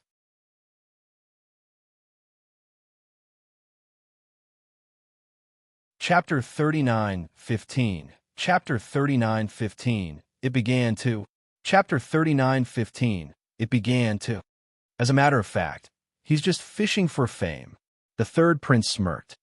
Sister, I'm telling you, if he stands in front of me, even I can defeat him. Believe it or not. Feng Wu flared up. Jun Linyuan was the most superior man in the empire, and she wouldn't stand such filthy words from the third prince. Before Princess Raoshi could scold him, the third prince went on. Sister, look at Jun Linyuan. He's not young anymore, but he hasn't gotten married yet. I think he's just... Before Princess Raoshi could react, Feng Wu dashed off like a gust of wind. She slapped the third prince away. Poor prince. He was in his seat when he said those words and had put his leg on the table, but Feng Wu had slapped him away. He flew into the air before falling to the ground. He was dumbfounded as he stared at Feng Wu. Princess Raoshi was the first to react. Feng Wu, you. She glared at Feng Wu. Have you lost your mind? How dare you hit him? Do you know who he is? Feng Wu smirked. I've hit him already, and you're asking me how dare I do that. Princess Raoshi was astonished. By then, the third prince finally realized what had happened. He burst into tears and ran toward Princess Raoshi. Naturally, their guards wouldn't let that happen. However, most of them had been there the day before and had seen with their own eyes how well the king treated Feng Wu. Princess Raoshi offended Feng Wu the day before and was forced to kneel and apologize. Therefore, they didn't dare to do anything to Feng Wu now that she was scolding the third prince. Those who hadn't experienced what happened the day before came out, such as this Captain Xia. What's going on? What happened? Captain Xia was on Princess Raoshi's side. He was one of the 7 generals, and his job was to maintain order in the arena. That was to say, he was the most influential official here. He led a team of soldiers in soft armor, and each of them had a saber hanging on their waists. They were ready to draw out their sabers at any moment. Instantly, things became intense. The third prince rushed over and pointed at Feng Wu. Captain Xia, Take her down. Kill her. Captain Xia looked at the third prince and saw that one side of his face was swollen. It was a ghastly sight. Captain Xia stared at Feng Wu and narrowed his eyes. Guards! With a wave of his hand, Captain Xia was going to have Feng Wu arrested and killed. Meanwhile, Feng Sun and the eldest prince arrived at Feng Wu's side. Feng Sun shielded Feng Wu, for he still didn't know how important Feng Wu was to the king. Huyan Yichen smirked. The third prince was such a troublemaker. He had messed with someone he shouldn't have. Just then, the third prince said, "How dare you hit me? But you're quite pretty." He told Captain Xia, "Don't kill her yet. Cripple her cultivation and tie her up."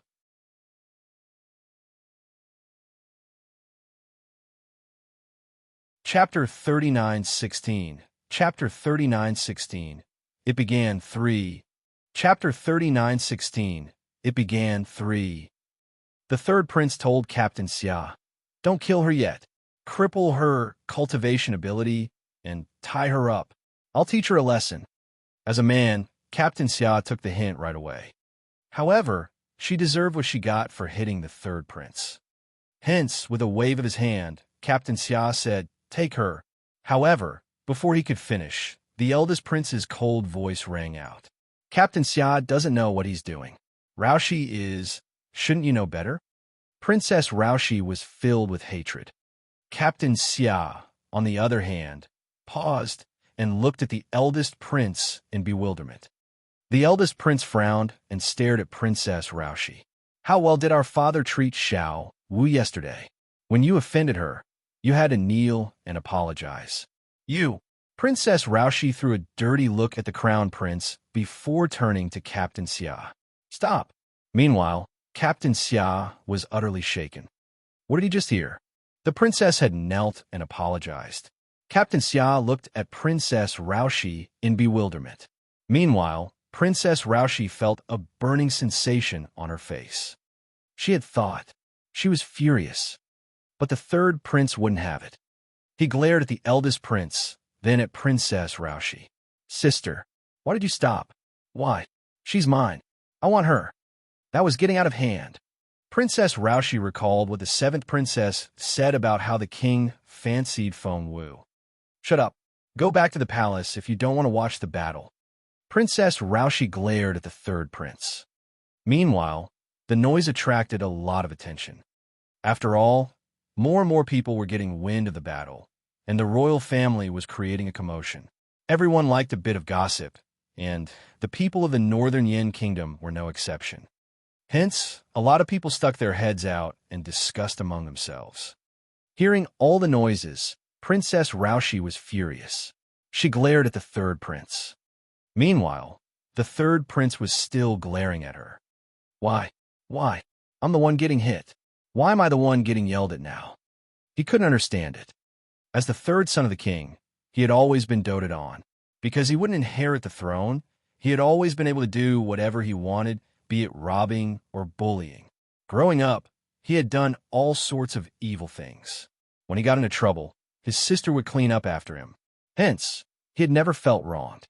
Taking a deep breath, Princess Raoshi told the guards behind her, "Take his Royal Highness back." The third prince stomped his foot. "I'm not leaving. I won't." Seeing that he had gone out of control, Princess Raoshi felt sorry for him as well. She said in resignation, "If you promise that you won't make any trouble, you can stay." "All right, I won't make any trouble. I promise." The third prince promised, as he threw a dirty look at Feng Wu. He had indeed been defeated once, but when he figured out what was going on, just wait and see. Princess Raoshi said to Captain Xia, "There's nothing else here. Captain Xia, please go back to your patrol." Captain Xia took his leave and led the team away, but he had a lot of questions on his mind. He saw with his own eyes that the girl addressed as Xiao Wu by the eldest prince had slapped the third prince away. The prince fell to the ground with a thump and almost broke his neck. And Princess Raoshi, if the eldest prince hadn't intervened, would she just watch as I offended Miss Xiao Wu?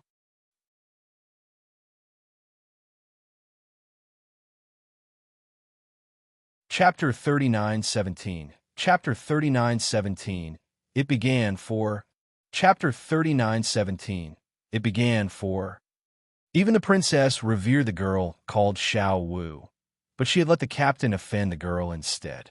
At that thought, Captain Xia, who had been loyal to Princess Raoshi, felt even more disappointed.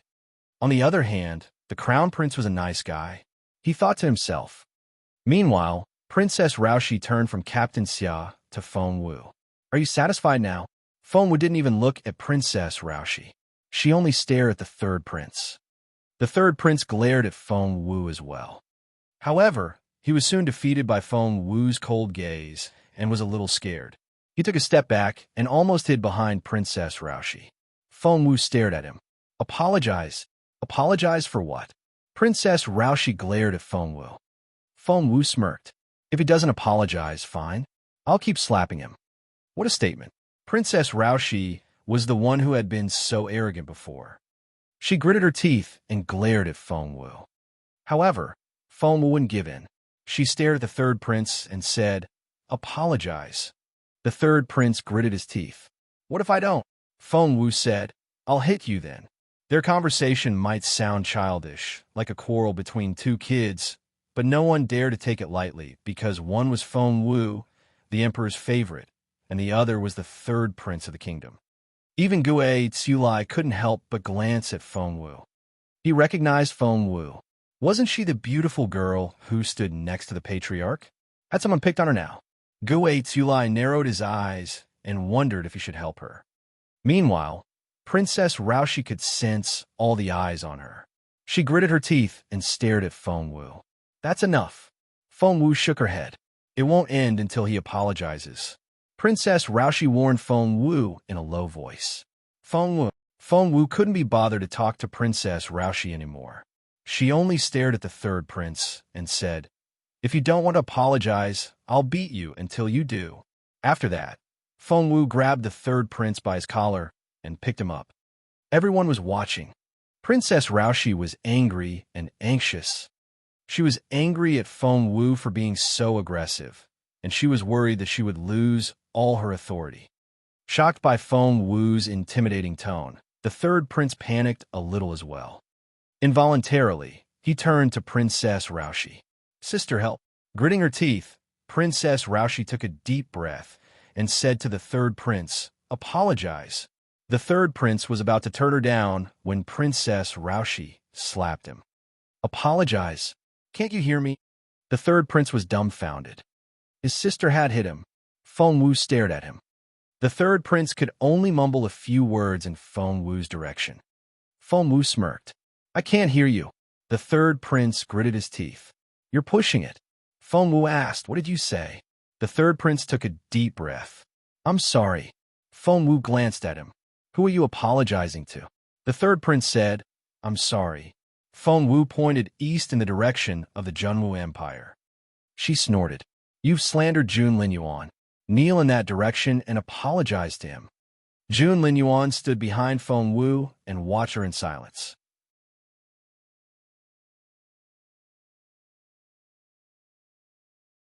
Chapter 39:18. Chapter 39:18. It began 5. Chapter 39:18. It began 5. The third prince was furious. As the third prince, he had never been humiliated like this before. All he did was talk about Jun Linyuan. He had scolded, beaten, and killed a lot of people. But now he was being forced to... No. Although the third prince was screaming in his head, when he saw that his sister wouldn't help him and that Feng Wu was going to hit him at any moment, he had no choice but to sway a little. He then looked back at his sister with much difficulty. Princess Raoshi nodded at him. The third prince was really in tears. Under pressure, he had to kneel to the east and apologize according to Feng Wu's instructions. I'm sorry. I shouldn't have said bad things about Jun Linyuan. The third prince burst into tears. Princess Raoshi threw a dirty look at Feng Wu. Are you satisfied now? Feng Wu glanced at the third prince. Say it again, and I'll beat you up every time I see you. After that, Feng Wu raised her hand. Frightened, the third prince hid behind Princess Raoshi. Come, sit down. Feng Wu was about to lead Feng Sun back to their seats, but she froze when she turned around. She saw someone who would show up in her dreams all the time and pick on her all the time. Feng Wu stared at the familiar face in bewilderment. He was tall, handsome, and extraordinary. He was the most talented teenager in the Empire. He stared at her with his brooding black eyes. Feng Wu could feel her heart thumping. After a long parting, she wanted to ask softly, "I hope you're all right. How's your injury?" However, those words were stuck in her throat, and she couldn't utter a word. Jun Linyuan kept his unblinking gaze on Feng Wu, and there was a greedy look in his eyes. His girl was all right. Just then, Princess Raoshi realized something. "His Royal Highness!" she cried out. That immediately interrupted the intimate atmosphere. The frozen world seemed to start moving again. In her excitement, Princess Raoshi failed to notice the interaction between Feng Wu and Jun Linyuan. Lifting her skirt, she quickly walked up to Jun Linyuan and greeted him with a bow. "Your Royal Highness." The Crown Prince frowned and glanced at Princess Raoshi. Princess Raoshi froze and didn't dare to move.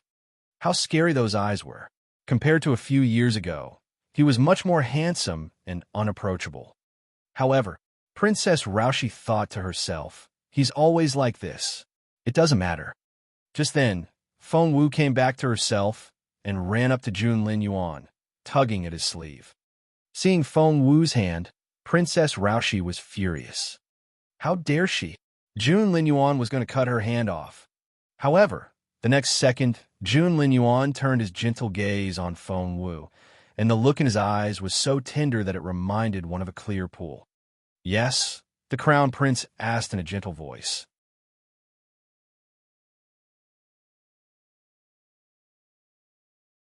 Chapter 39:19. Chapter 39:19. It began 6. Chapter 39:19. It began 6. Jun Linyuan's voice exploded in Princess Raoshi's head. No, it couldn't be. She couldn't believe her eyes. Jun Linyuan and Feng Wu. Jun Linyuan and Feng Wu. As a matter of fact, Princess Raoshi had heard about Jun Linyuan and Feng Wu before, but her source told her that Jun Linyuan didn't like Feng Wu. Not only didn't he like her, he even found her repulsive. How did this happen? Were they acting in front of everyone? Under Jun Linyuan's intense gaze, Feng Wu felt her cheeks burning. She patted Jun Linyuan on the chest. "Are you all right now?" Jun Linyuan only stared at her with brooding eyes. Feng Wu smacked him again and asked grumpily, "I'm asking you a question. Have you recovered?" Only then did the Crown Prince realize what she was asking. He straightened his back and said, "I'm fine." However, Feng Wu could feel the bandages on him through his clothes, and she frowned. "Are you still not recovered?" Just then, someone looked in their direction from the top of the temple. It was Gue Tsulai. Feng Wu regretted her decision. She shouldn't have let Gue Tsulai take the sword, but Jun Linyuan's injury.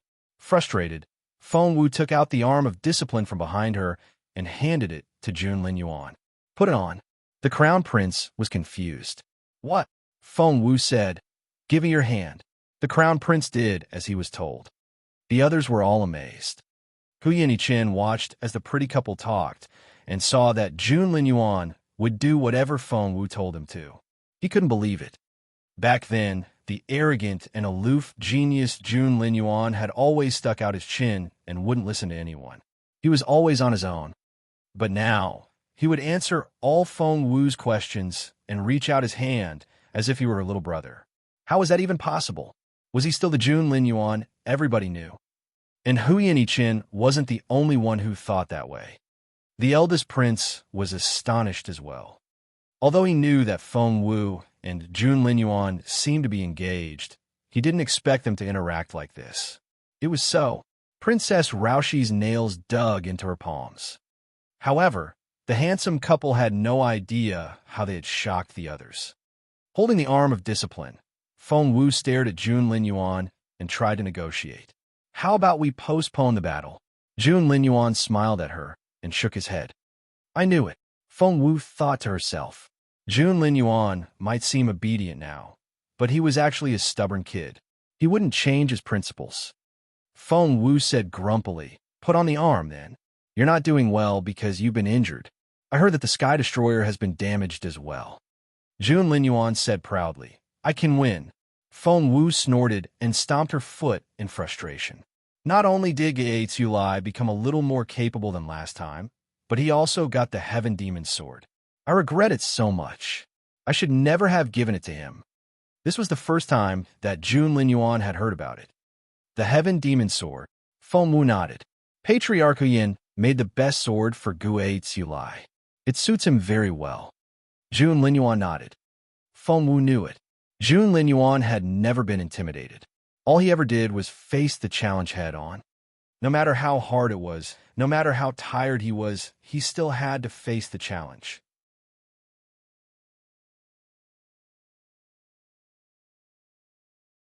Chapter 39:20. Chapter 39:20. The Duel 1. Chapter 39:20. The Duel 1. Feng Wu watched as Jun Linyuan rose to the sky. Jun Linyuan wore a black robe with the lower hems flapping in the wind. He looked as handsome as a god. Just then, a pair of venomous eyes stared at Feng Wu. The gaze was so cold that Feng Wu thought she was going to have goosebumps. Feng Wu turned around and wasn't surprised to see the furious look in Princess Raoshi's eyes. You! Princess Raoshi pointed at Feng Wu and gritted her teeth. What's that supposed to mean? Feng Wu was perplexed. Princess Raoshi stepped forward and stared at Feng Wu. What's your relationship with His Royal Highness? So that was why. It's a long story then, said Feng Wu. Princess Raoshi thought that Feng Wu was going to continue, but after that, Feng Wu only stared at the sky and ignored her. How dare she ignore her like this? Princess Raoshi knew that Feng Wu was doing it on purpose. She told herself to control her temper. Princess Raoshi forced herself to control her emotions. She only calmed down after 5 minutes. Feng Wu. Princess Raoshi sounded much calmer this time. Tell me the truth. Aren't you and His Royal Highness annulled the engagement? Shouldn't you be archenemies? Feng Wu glanced at Princess Raoshi in bewilderment. Princess Raoshi asked, Am I wrong? Feng Wu asked, Where did you get that information? Princess Raoshi said, I can't tell you. Feng Wu chuckled. The Hua family. Princess Raoshi didn't say another word. Feng Wu looked at Princess Raoshi and shook her head. I used to think that you were quite capable, but it seems that there's only one word for you. What's that? The third prince asked curiously. Stupid. Feng Wu waved Princess Raoshi off. She didn't have time to talk to this woman. She was watching the battle in midair. The battle between the two swordsmen would change at any moment, and Feng Wu didn't want to be distracted. However, her casual tone almost gave Princess Raoshi a heart attack. Feng Wu, I'm only talking to you out of kindness, but you're insulting me. Just because my father dotes on you doesn't mean you can do whatever you want. Princess Raoshi was furious as well. In that split second, Princess Raoshi suddenly realized something very important. Wait, Feng Wu and Jun Linyuan. If the two of them were in love, then what about her father?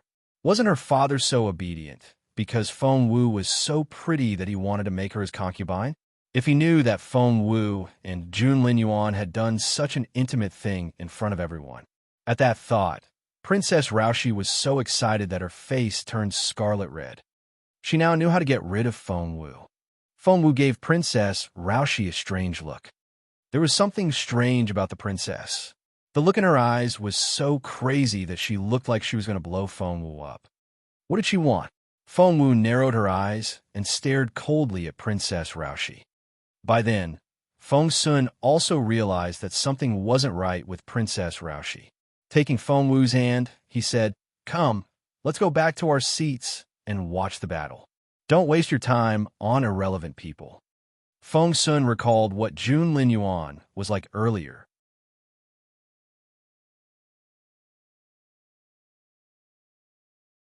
Chapter 39:21. Chapter 39:21. The Duel 2. Chapter 39:21. The Duel 2. Jun Linyuan used to be covered in blood. Feng Sun had no idea what would happen now that Guei Tsulai had become even more capable and had enhanced his equipment. As a matter of fact, Feng Sun was worried sick.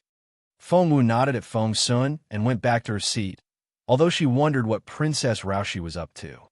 However, Feng Wu soon forgot about it and focused on the battle above. Princess Raoshi stared at Feng Wu for a few seconds before looking away. She then whispered something in the third prince's ear. The third prince was reluctant at first. "I'm watching the battle." However, Princess Raoshi whispered something in the third prince's ear again. In the end, she told him, "If you can do this, Feng Wu's reputation will be ruined and the humiliation you've suffered." The third prince's eyes lit up. "All right, I'm on it." The third prince ran as fast as he could, heading for the palace. Meanwhile, Princess Raoshi threw a dirty look at Feng Wu. "Just wait and see." Up in the sky, the battle between Jun Linyuan and Gue Tsulai was fierce. The blade glinted. The sword intent swept across the air, and the shock wave seemed to create tidal waves. Their swords were like swimming dragons.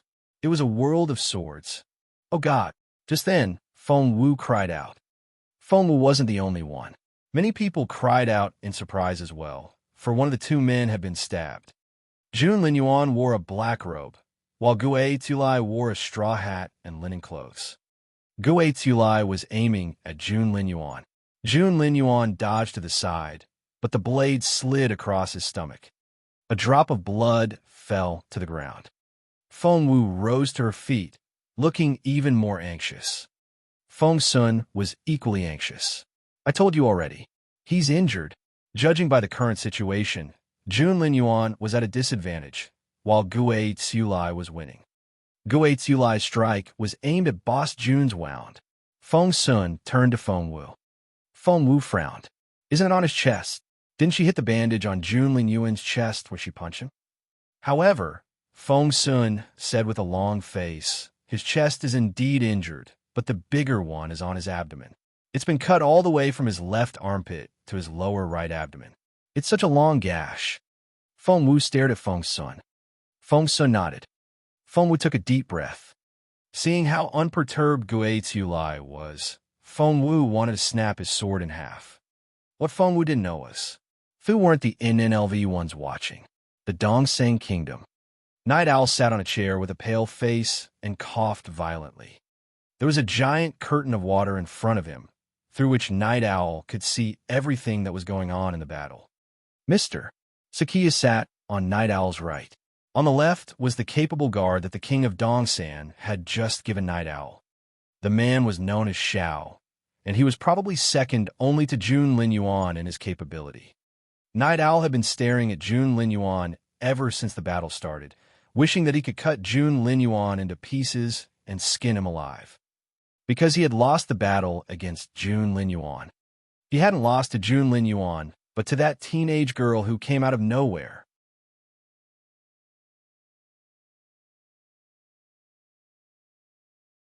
Chapter 3922. Chapter 3922. The Duel 3. Chapter 3922. The Duel 3. Night Owl had predicted everything except for Feng Wu.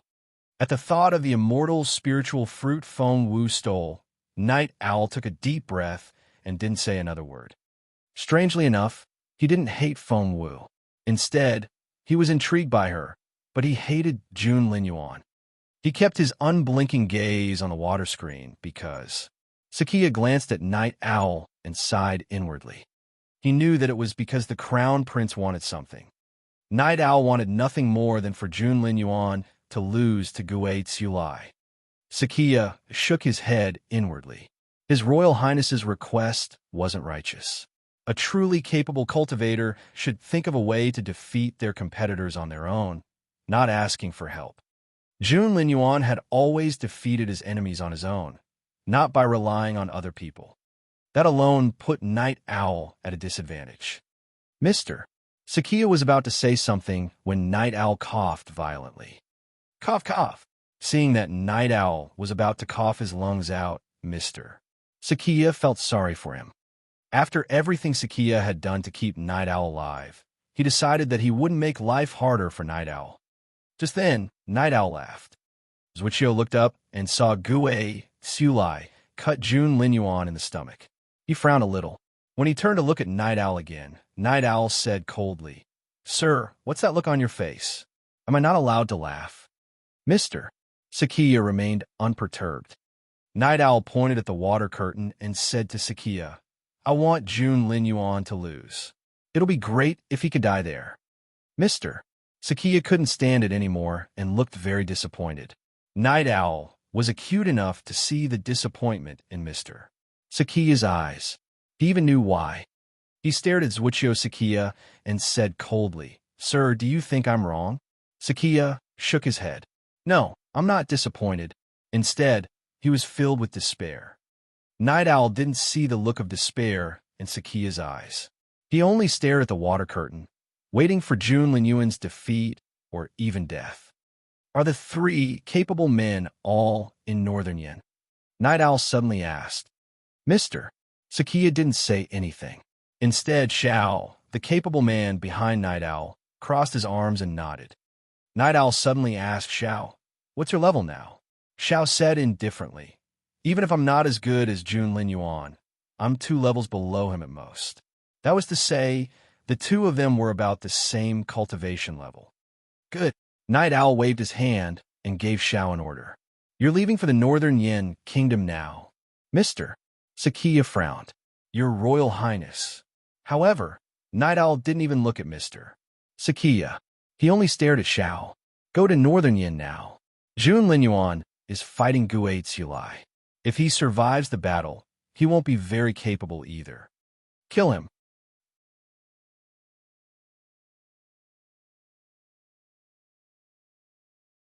Chapter 39:23. Chapter 39:23. The Duel 4. Chapter 39:23. The Duel 4. Xiao cupped his fists. "Yes." Night Owl grinned. "Remember, let him die in the Northern Yin Kingdom." Xiao left after cupping fists. Meanwhile, Mr. Sakia frowned at Night Owl. Night Owl gave Mr. Sakia a sidelong glance. "What? Do you think I'm despicable?" Mr. Sakia shook his head. He was only confused. 3 top cultivators of the same level are already waiting to take their revenge on Jun Linyuan. "Your Royal Highness, why was he so unconfident?" "Just in case," Night Owl said without hesitation. "Not only is Jun Linyuan capable, but you also know how lucky he is. What if he narrowly escaped death again? I'm sure you know that if Jun Linyuan dies, the Dongsang Kingdom will rule the world. We must kill him at all costs." "Mister," Sakia suddenly asked, "has it never occurred to your Royal Highness that you should defeat him on your own?" Night Owl chuckled. "Sir, I'm the Crown Prince, and I'm too precious to lose." Sakia thought, Jun Linyuan is the Crown Prince as well, and he's all about self-improvement. He's used his own sword to fight the world, but you, Night Owl, are nothing compared to him. His Crown Prince was nothing compared to Jun Linyuan. Sakia sat there in disappointment. Night Owl was right. Right now, 3 powerful cultivators were waiting in Northern Yin in a tea house a short distance away from the temple. They each wore a bamboo hat, and the others didn't know who they were. But if Jun Linyuan were here, he would recognize them right away. To be more precise, he had defeated all 3 of them before. The old master of the Zhuo family in Jingyang City, the matriarch of the Flower Valley, and the master of the Firmament Palace. Jun Linyuan vented his anger on both the Zhuo family and the matriarch of Flower Valley for hunting Feng Wu. He'd beat the crap out of them before he left. Why didn't he kill them? Killing a spiritual saint would result in a lightning tribulation.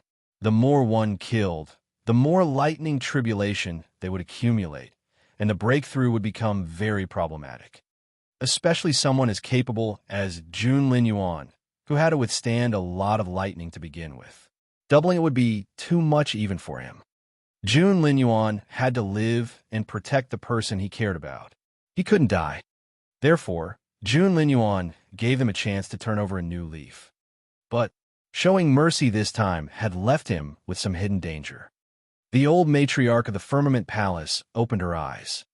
Before, she could stop Jun Linyuan from killing Zhuo Qingluan with a single punch, But now, the old woman had opened her eyes. But she still couldn't move, so she only told the old master of the Firmament Palace to leave the mountain and treat the Zwa family's old master and the matriarch of the Flower Valley. The old master of the Firmament Palace gladly went to save the two of them and brought them back to the northern Yin kingdom. While Jun Linyuan and Gue Tsiulai were fighting, the three of them were enjoying themselves in a tea house. Feng Wu had no idea of any of this. Even the king of northern Yin didn't know. A storm seemed to be brewing in the capital city. Right now, it was only the calmness before the storm. But it wasn't exactly peaceful. The battle was still going on. Whoosh! There was another flash of light. Feng Wu saw another cut on Jun Linyuan's chest.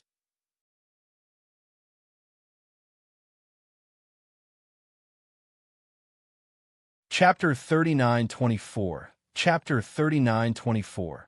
The Duel 5. Chapter 3924. The Duel 5. Screw you. Feng Wi's face darkened when she saw Jun Linyuan's injury. Jun Linyuan had been losing ground since the battle started, and he had been injured twice. Feng Wu felt so sorry for him. However, the discussion only made her angrier. Behind her were the people of Northern Yin. They were discussing among themselves. Wait, is that Jun Linyuan, the crown prince? The most powerful man? I think he's just the most powerful man in the Junwu Empire. He's not like that in the Northern Yin kingdom. That's right. The most powerful man in Northern Yin is Gue Tsiulai, the swordsman. And there's the patriarch. I heard that he gave Gue Tsiulai a new sword, Heaven Demon.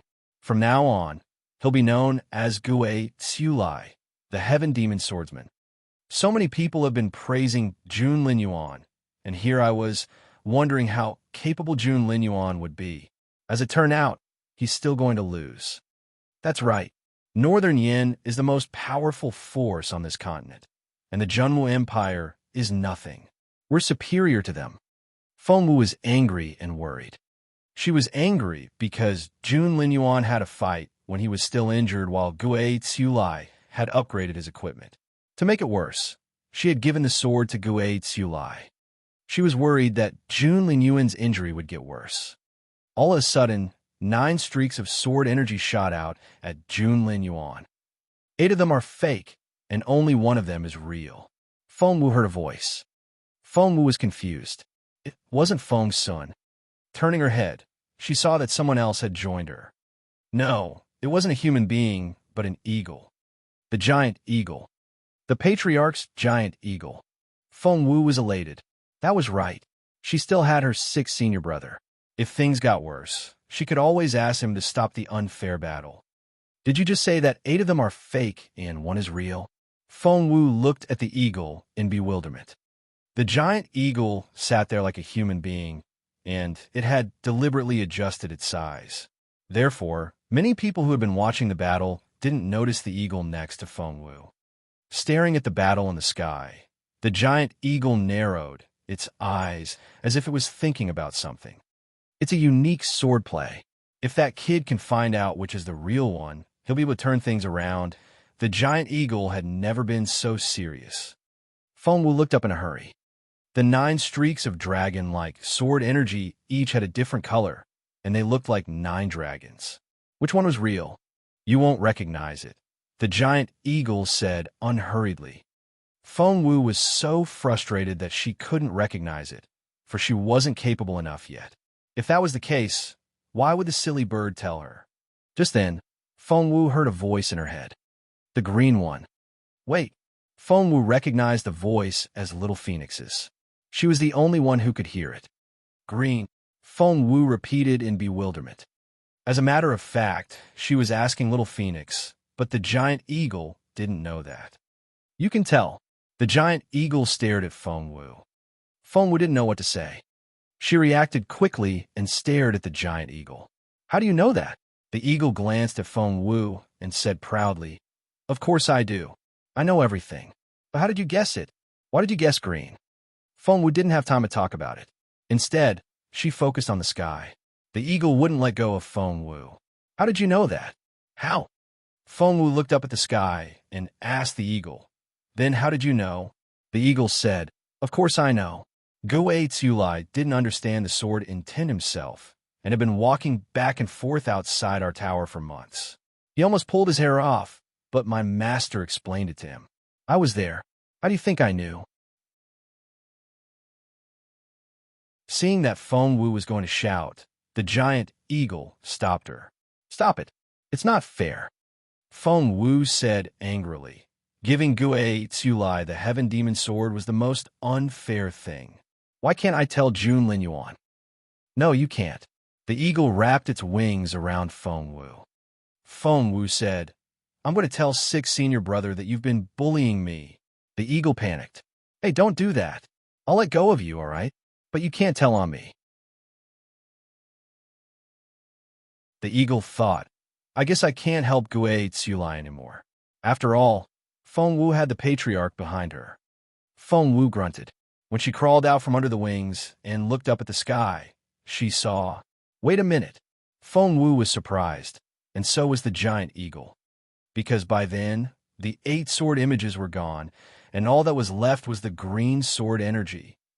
The green sword flew toward Jun Lin Yuan like a giant dragon, and Jun Lin Yuan grabbed it. Right now, he looked like a sovereign lord, so powerful that it was an unmatched visual impact. The eagle turned to look at Feng Wu and stammered in surprise. He guessed it, didn't he? Feng Wu gloated. No, he didn't. Jun Lin Yuan is the smartest person. Just live with it. The eagle said, I don't believe you. You must have guessed it. Feng Wu gloated. Even if that's the case, it's only because he's unbelievably lucky. Luck is a part of one's capability. What are you going to do about it? The eagle said, You're on his side. Feng Wu said, That's right. I'm on his side. What are you going to do? The eagle was furious. What was there to be proud of? He was just a teenager who had almost been defeated by Gue Tsulai. What was there to be proud of? Well, the eagle scratched its head. Gue Tsulai seemed to be quite a capable cultivator. It couldn't defeat him when he was 20. The bird stopped thinking about it.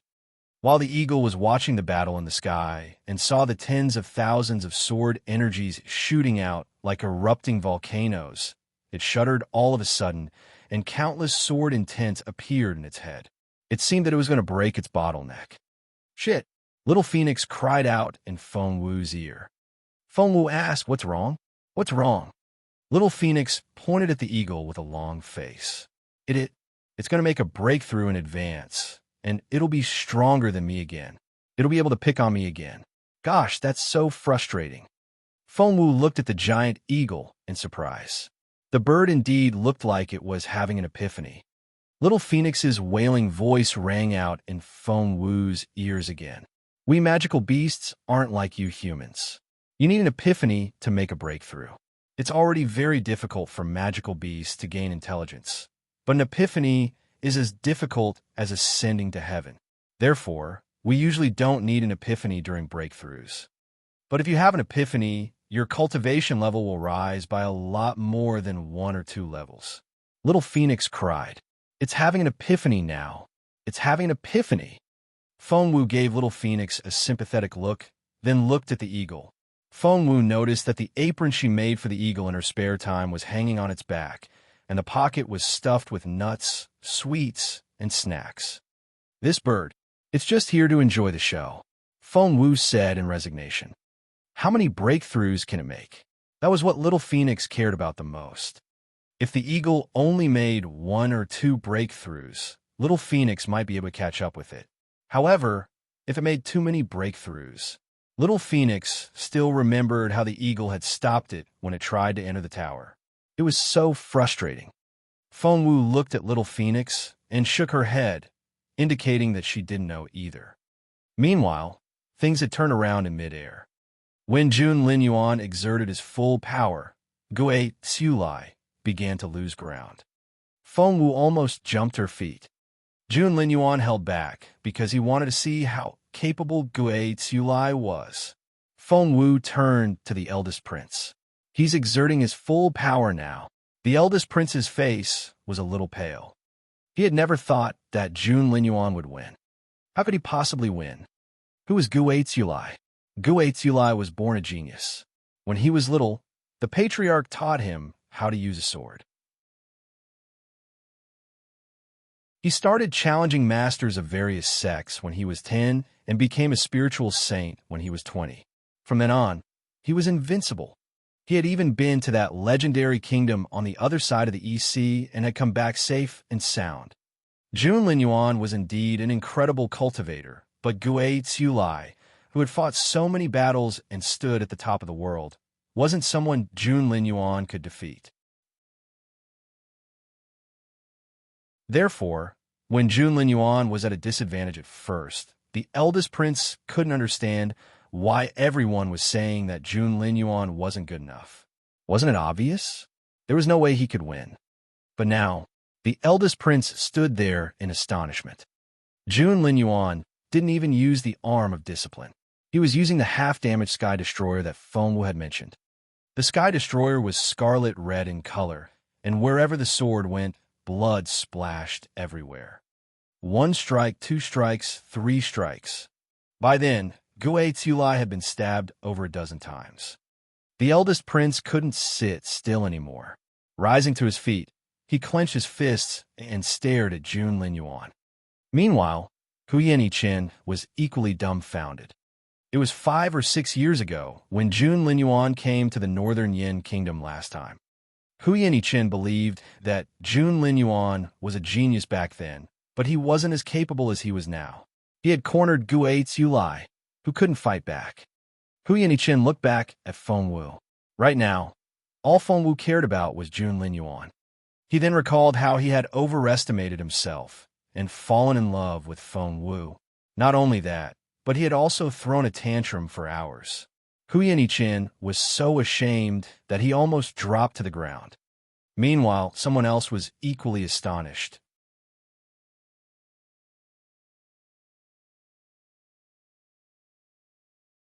Chapter 39:25, Chapter 39:25, The Perilous Moment.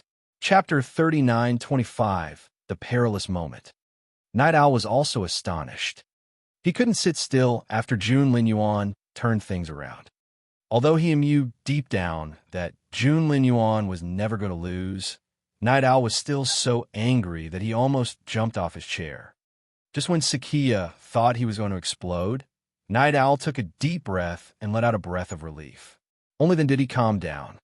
Seeing Night Owl like this, Sakia nodded. As long as the Crown Prince could stay calm, there was still hope.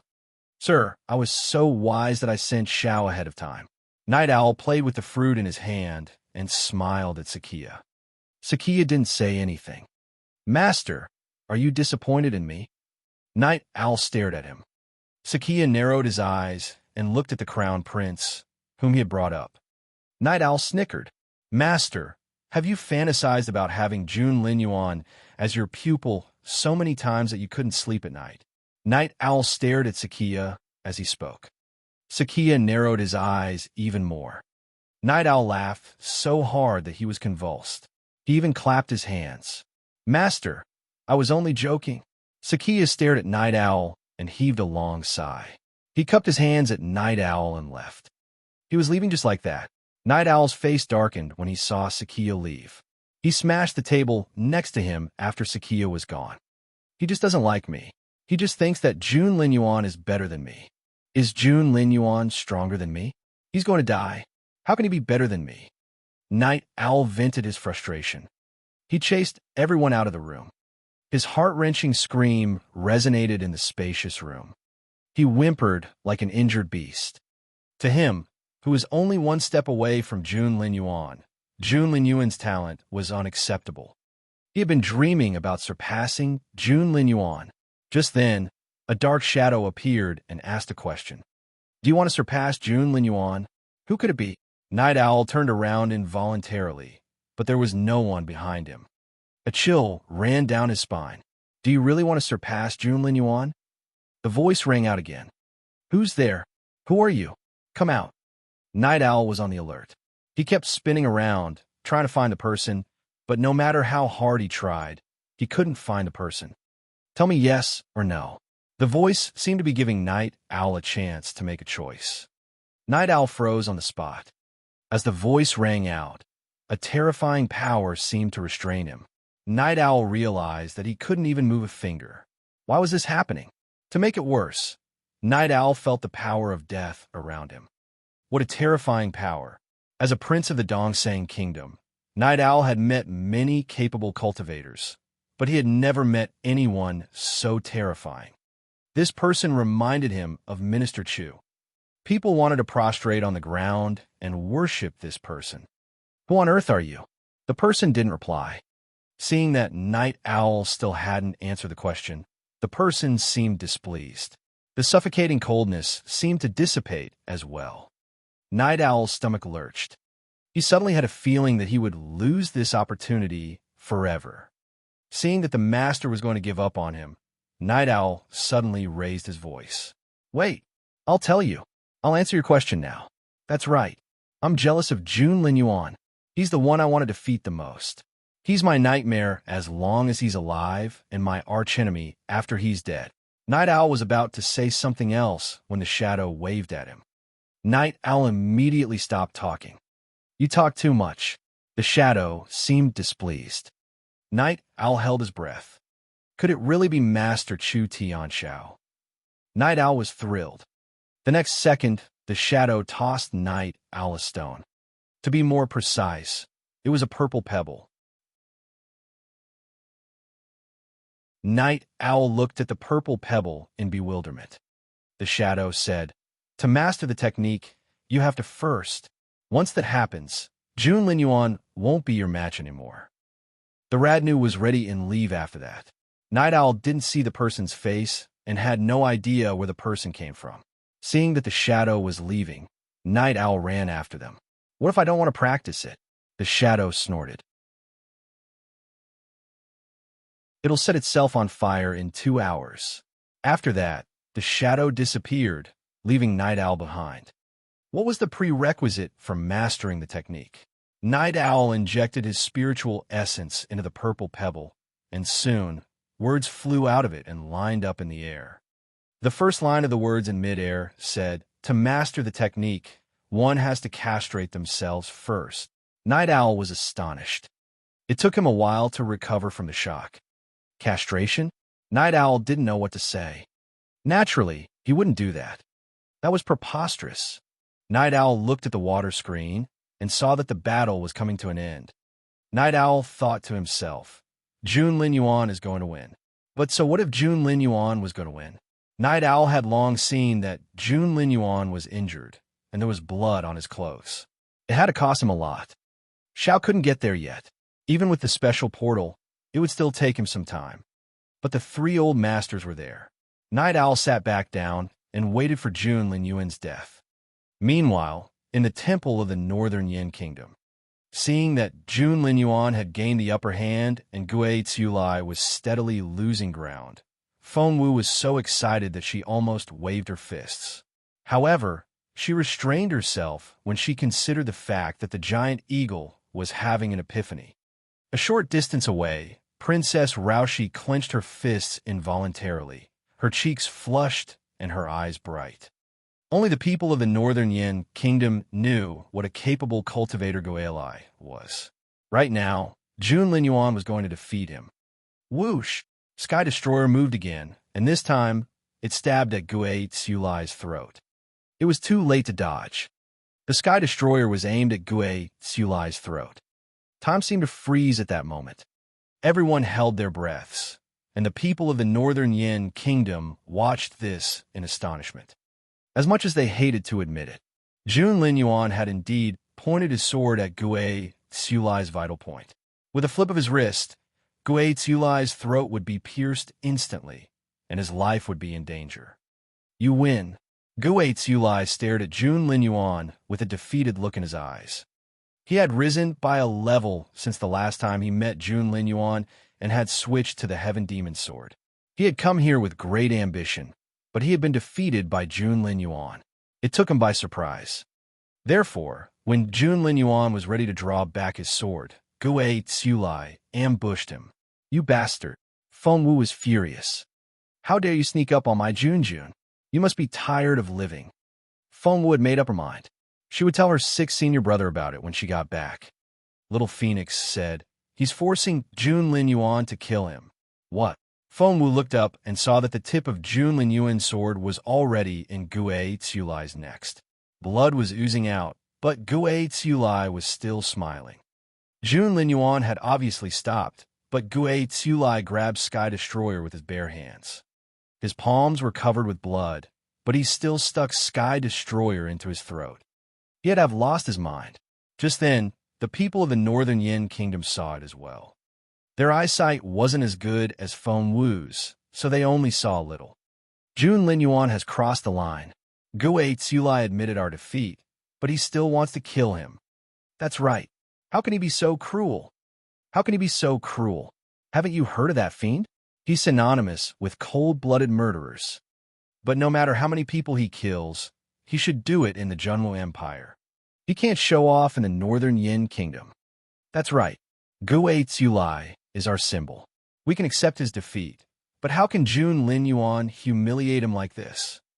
By humiliating Gue Tsulai, he's humiliating all the people of the Northern Yin Kingdom. Feng Wu was furious. Blind. Were these people blind? Couldn't they see what was going on? No, they weren't blind.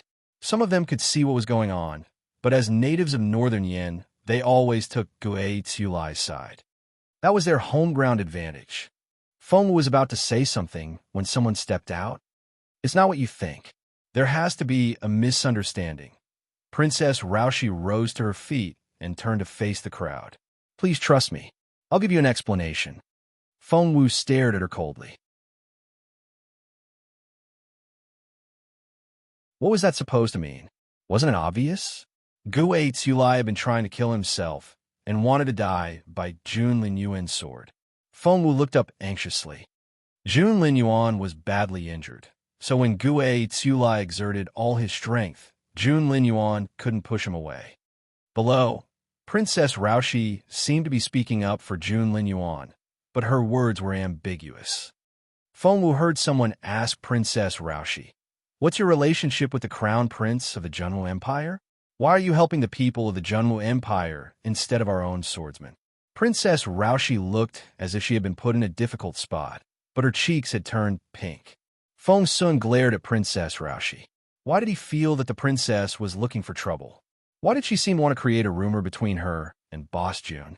That was indeed the case. Tears welled up in Princess Raoshi's eyes as she shook her head. You're mistaken. How can I have anything to do with His Royal Highness? I only met him a few years ago, and we sat in the same carriage. Other than that, how can there be anything between us? It's improper for a man and a woman to stay in a room alone, and you were in the same carriage. Who knows what you did in the carriage? Your Royal Highness, if you really have nothing to do with Jun Lin Yuan from now on, you don't have to say another word for him. But His Royal Highness is a guest. Look, don't you see? Princess Raoshi is still on His Royal Highness's side. Would she do this if they weren't involved? Have they? Feng Wu didn't know what to say. She looked at Princess Raoshi in astonishment. Meanwhile, Princess Raoshi was also looking at Feng Wu, and their eyes met. Feng Wu saw the look of satisfaction in Raoshi's eyes. She did it on purpose. Feng Sun was furious. Boss Jun was supposed to be an impeccable man, but he had just been blackmailed by this woman, right under their noses. Feng Wu was amazed by how shameless Princess Raoshi was. Princess Raoshi only snorted and went on talking to her people. Feng Wu held her breath. Suddenly, she concentrated her energy in her dantian and shouted at the top of her lungs. Gue Tsulai! Hearing Feng Wu's thunderous voice, everyone gave her strange looks. Feng Wu went on yelling, "Get the hell down from there."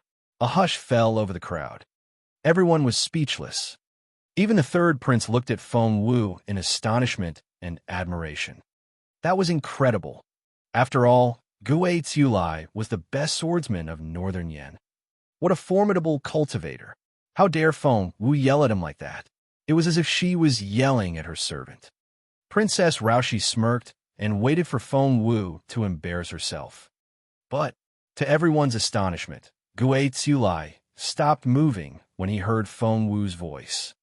Jun Linyuan looked from Gue Tsiulai to Feng Wu and was even more confused. Even someone as smart as the crown prince couldn't figure out what was going on. Gue Tsiulai let go of Jun Linyuan's Sky Destroyer and only landed after giving him a long look. He had really landed. No one said a word. They all held their breaths and stared at Gue Tsiulai, wondering what had happened to him. The swordsman had always been a lone wolf. What was he going to do now? Was he going to kill the girl? That was the only way to save his dignity as a swordsman, wasn't it? Many people thought so.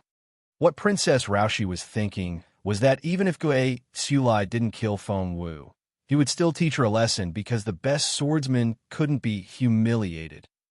Right now, Jun Linyuan was standing behind Feng Wu like a rock, protecting the petite girl in front of him. Princess Rao 11 stepped forward and bowed at Gue K. She was about to say something when he nodded at her without saying a word. He had always been a man of few words. Princess Raoshi didn't feel offended either because Gue Tsiulai was powerful enough to do that. Gue Tsiulai stood in front of Feng Wu and kept his unblinking gaze on her. Feng Wu cleared her throat uneasily.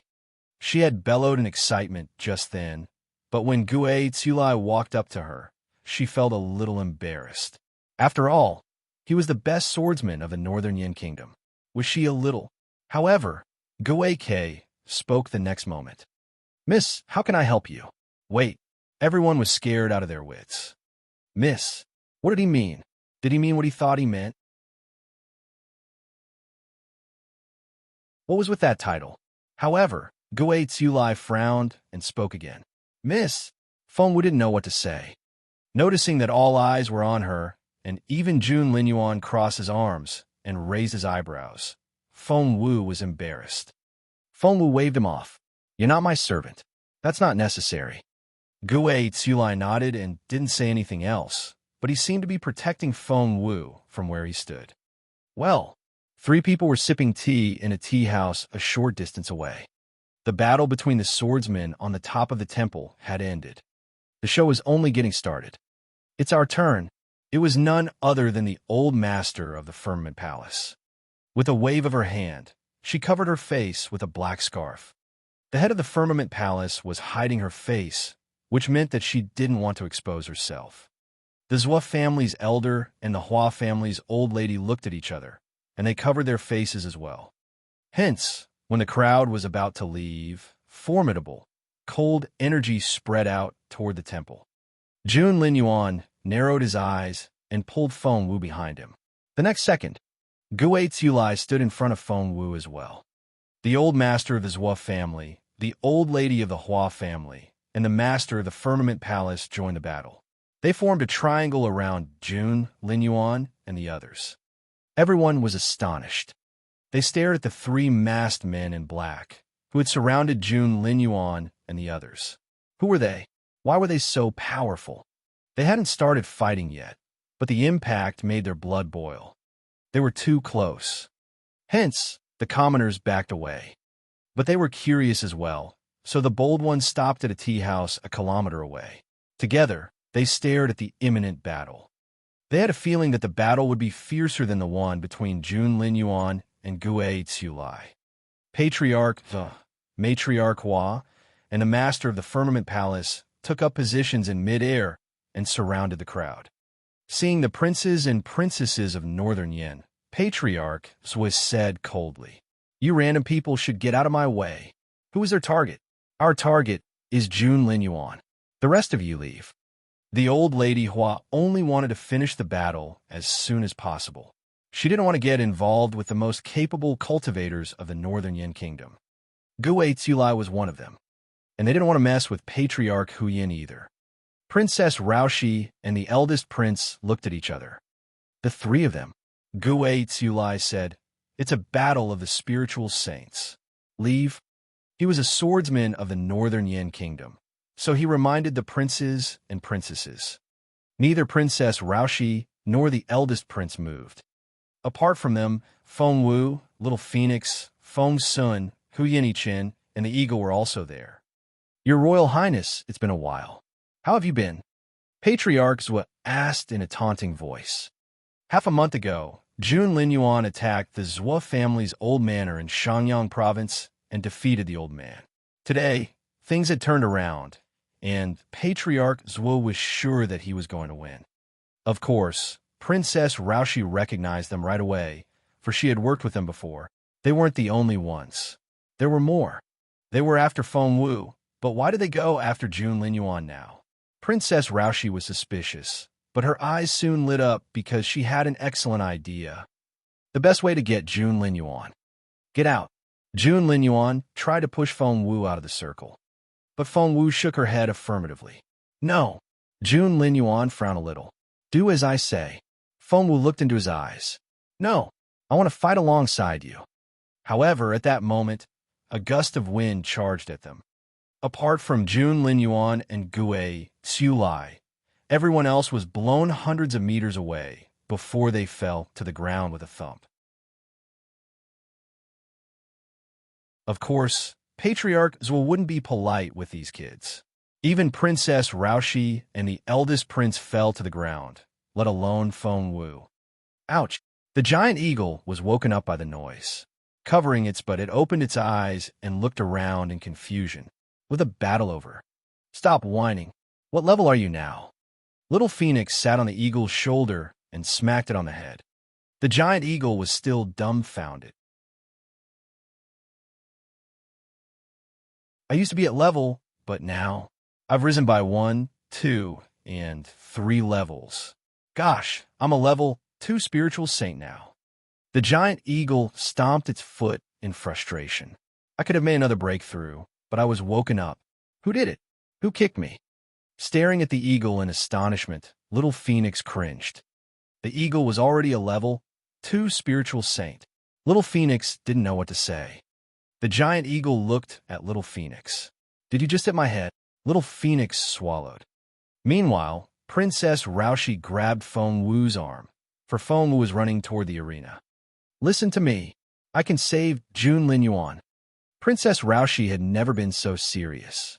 Give me what I want, and I'll help you save Jun Linyuan. Feng Wu threw off her hand. However, Princess Raoshi shouted after her. Jun Linyuan is alone, but he's fighting 3 spiritual saints. Do you think he could defeat them all? Do you think the 3 of them are the only ones? You're making a big mistake if you think that way. Feng Wu stopped, turned around, and stared at Princess Raoshi. She knew better than Princess Raoshi that Jun Linyuan was injured. He had been injured before the battle, and his wounds had only gotten worse.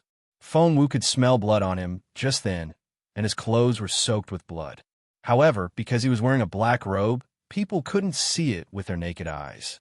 In the Dongsang Kingdom, Feng Wu narrowed her eyes. Princess Raoshi smirked. You're so good at guessing. Feng Wu said coldly. Didn't you work with him to kill me? Princess Raoshi almost choked on her own spit. However, she could do it, but she couldn't say it aloud. Therefore, she denied it right away. That's bullshit. Feng Wu smirked and didn't reply. The others were dumbfounded, especially the eldest prince and Hu Yenichen. They exchanged looks. Did Feng Wu just say that Princess Raoshi had teamed up with these spiritual saints to kill Feng Wu? That was to say, Feng Wu had escaped the pursuit of these powerful cultivators. That couldn't have been. But judging by the look on Feng Wu's face, she was telling the truth. The eldest prince was astonished. Meanwhile, Hu Yenichen was dumbfounded. It then occurred to him that he had fancied Feng Wu before and had felt conflicted because of the rumor about Feng Wu and Jun Linyuan. Gosh, he was thinking too highly of himself. Staring at Feng Wu, Princess Raoshi said, I'm the only one who can save Jun Linyuan now. Feng Wu glanced at her and said, Speak. But Princess Raoshi couldn't tell the others that because it was very private. She whispered something in Feng Wu's ear. Feng Wu only had one word for her suggestion. Shameless. However, Princess Reiwa wasn't provoked. Instead, she grinned at Feng Wu. I'm taking advantage of the situation. Yes, I find it shameless, but you're in love with him. Since you like him, you should give up on him. What kind of logic was that? Feng Wu ignored her and ran into the circle, as fast as she could. Feng Wu saw how shameless the three spiritual saints were. They were attacking Jun Linyuan all at once. Feng Wu didn't think much of it under normal circumstances, but her Jun was so badly injured that she almost couldn't breathe. She saw Gue Tsulai watching the battle, as if he was comprehending something. Gue Tsulai. Feng Wu looked at him. Gue Tsulai revered Feng Wu because he had seen with his own eyes how the patriarch treated the girl. The old master treated her like a treasure, so Gue Tsulai saw her as a young master. Feng Wu said, "Will you listen to me?" Gue Tsulai looked at Feng Wu and nodded. Feng Wu said, "I know you're a top swordsman and won't follow orders. Let's make a deal. If you help me this time, I'll owe you one. When you're in trouble next time, no matter what the situation is, I'll help you with my life." It wasn't that Feng Wu hadn't thought about asking for her 6 senior brothers' help. In fact, she had talked to the giant eagle earlier, and the eagle had let slip that the patriarch wasn't in the tower. He wasn't in the tower. Feng Wu was filled with despair. Hence, she could only ask Gue Tsulai for help now. A moment ago, Gue Tsulai was going to fight Jun Linyuan to the death, but now she was asking him to help her. Feng Wu didn't know what to say, but she didn't mind giving up her dignity for Jun Linyuan. She had to force Gue Tsulai for this once. Gue K gave Feng Wu a serious look. After some thought, he nodded and said, "All right." Feng Wu nodded at Gue Tsulai with a smile.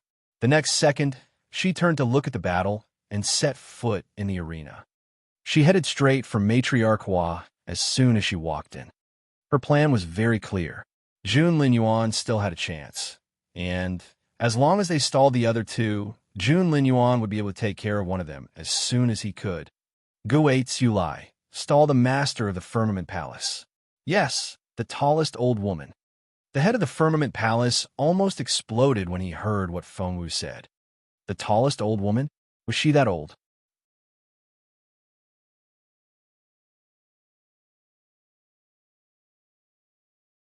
Chapter 39:26. Chapter 39:26. The Mighty Crown Prince. Chapter 39:26. The Mighty Crown Prince. The tallest old woman? Was she old? She was beautiful. The master of the Firmament Palace was furious. But she didn't have time to do that because Gue Tsulai was already attacking her. The master of the Firmament Palace didn't want to fight Gue Tsulai, for her target was Jun Linyuan. It wasn't in her interest to fight Gue Tsulai. She couldn't help but say, "Gue Tsulai, this is none of your business. Go away." Gue Tsulai remained unperturbed and didn't say a word. Recalling what Feng Wu had promised Gue Tsulai, the head of the Firmament Palace gritted her teeth and said, "I'll do whatever Feng Wu offers you. If she owes you a favor, so will the Firmament Palace. Please leave." The three of them had been confident that they could defeat the injured Jun Linyuan when they attacked him together, but Feng Wu had lured Lady Hua away. If Gue Tsulai were to lure her away now, Patriarch Zhou wouldn't be able to face Jun Linyuan all by himself. However, Gue Tsulai was simply too difficult to handle. He didn't say a word. No matter what the head of the Firmament Palace said, he only struck out with his sword without showing any emotion, which infuriated the old lady.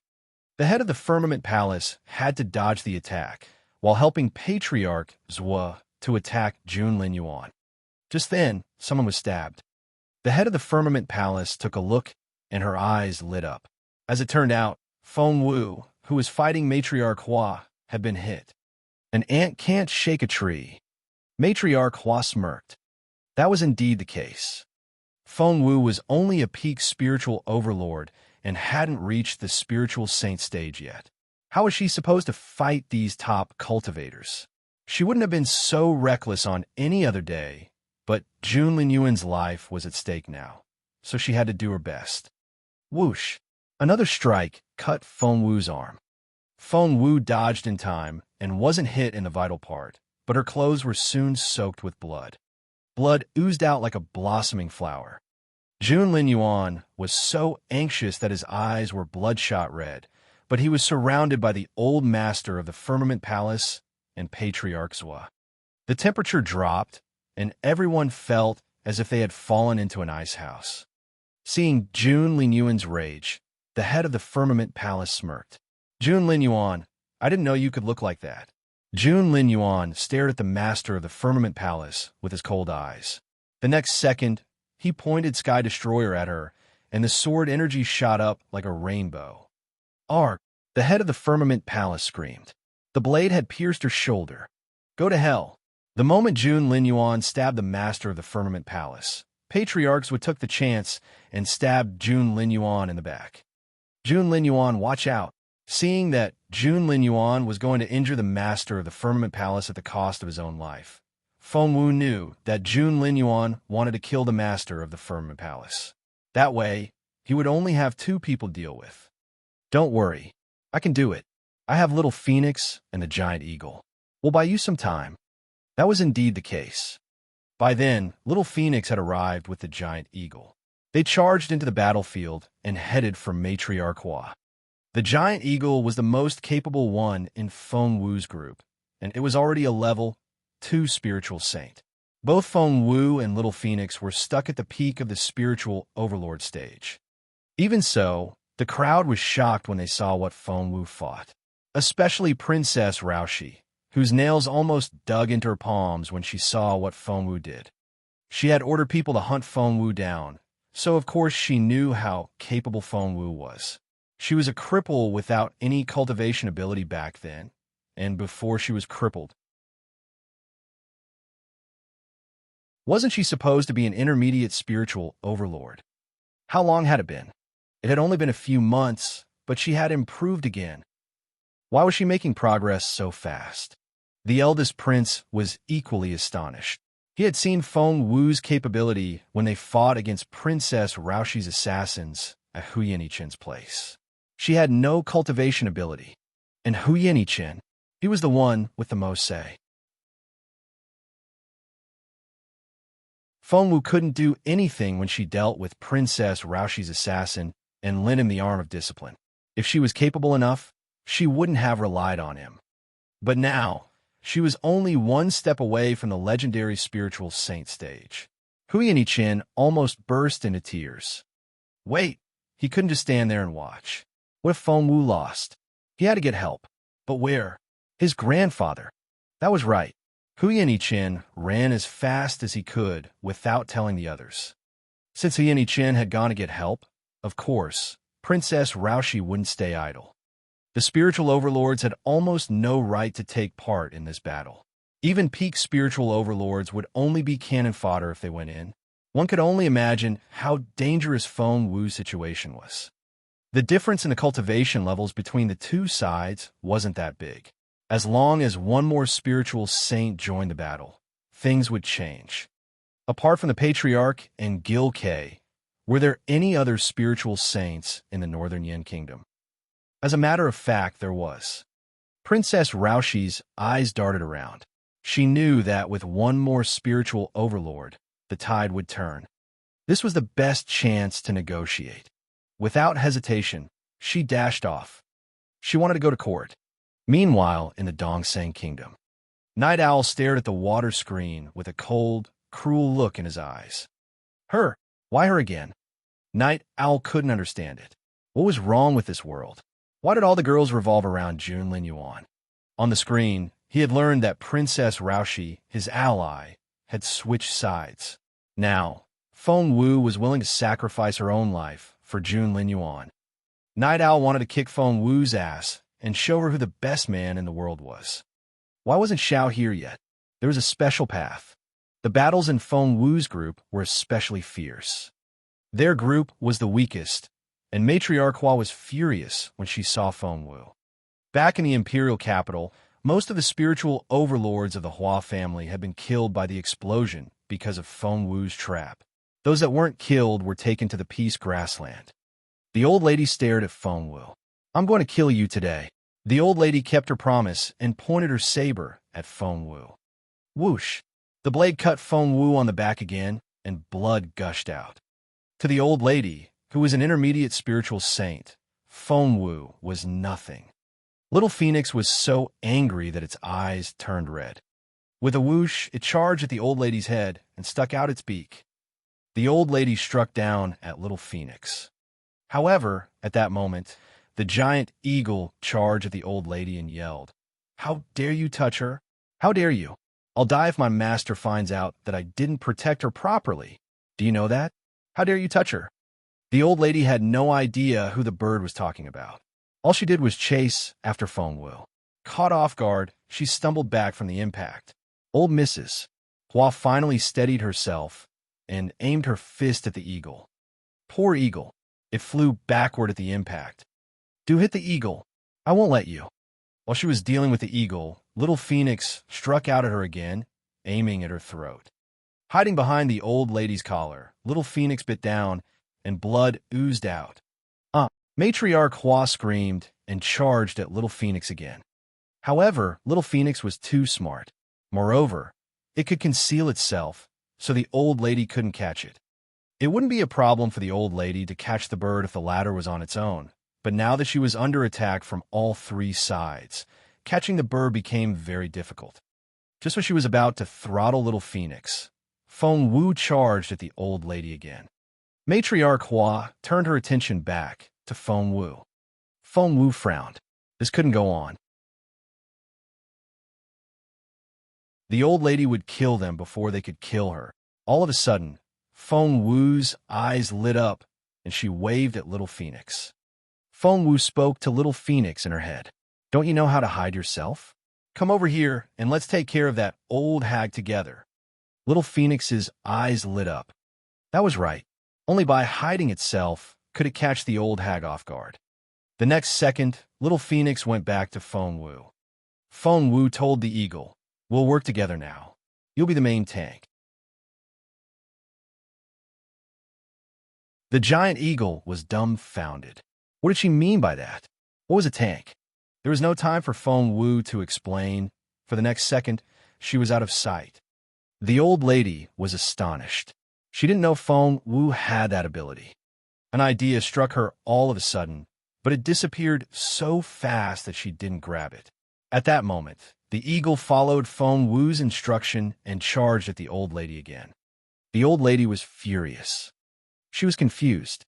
The eagle was only a level 2 spiritual saint, but why was its defense so strong? Because the primary heaven pill was about to expire, so of course it would drop some crumbs. Because the pill had always been put in the shrine, there was no way that Patriarch Huyin would lick the table.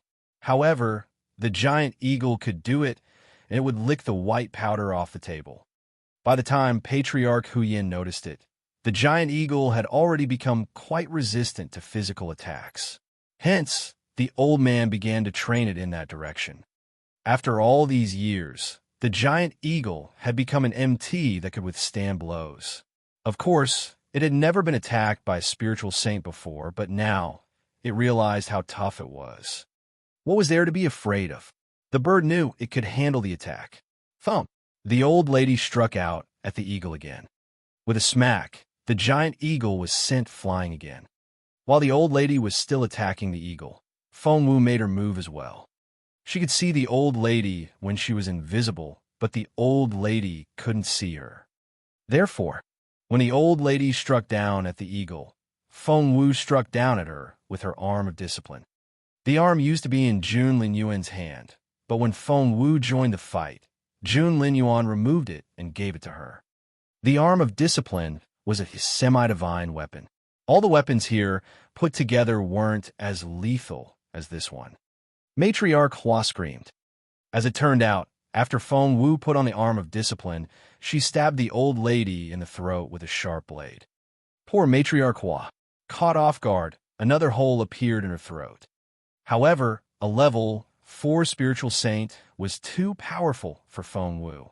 Even if she could break her defense, she couldn't go too deep. Little Phoenix could do that because its beak was a semi-divine weapon. Seeing the blood oozing out, Feng Wu sighed inwardly and felt sorry for herself. She was so close. 1 inch deeper the old lady's aorta would have been cut off. What a pity. It wasn't every day that she had such an opportunity. That was indeed the case. After the ambush, the old lady had her eyes on Feng Wu. She was on guard and would look at Feng Wu as soon as Feng Wu took a step forward. Feng Wu knew that with how alarmed the old lady was, it would be too difficult for her to sneak up on her again. But that suited her, because Feng Wu wanted to stall the old lady so that Jun Linyuan could deal with the Zhua family's old master. Just then, they heard someone screaming. It was. Turning around involuntarily, Feng Wu saw something exciting. Jun Linyuan's broken sky destroyer pierced the old master's chest. Jun Linyuan had 3 drops of blood on his fair, handsome face, while Patriarch Zhua stood there, too scared to move. Jun Linyuan's sword pierced the old man's chest. Behind the old man, Feng Wu could see that he was convulsing. Was he going to die? Feng Wu was still thinking that way when she saw the old man move something in his sleeve. Meanwhile, Jun Linyuan wasn't paying attention to the old man's hand. Everything happened in a split second. At that critical moment, that you're tuning into the Warrior Lore YouTube channel. Don't forget to subscribe and join us on this journey to catch the most captivating stories.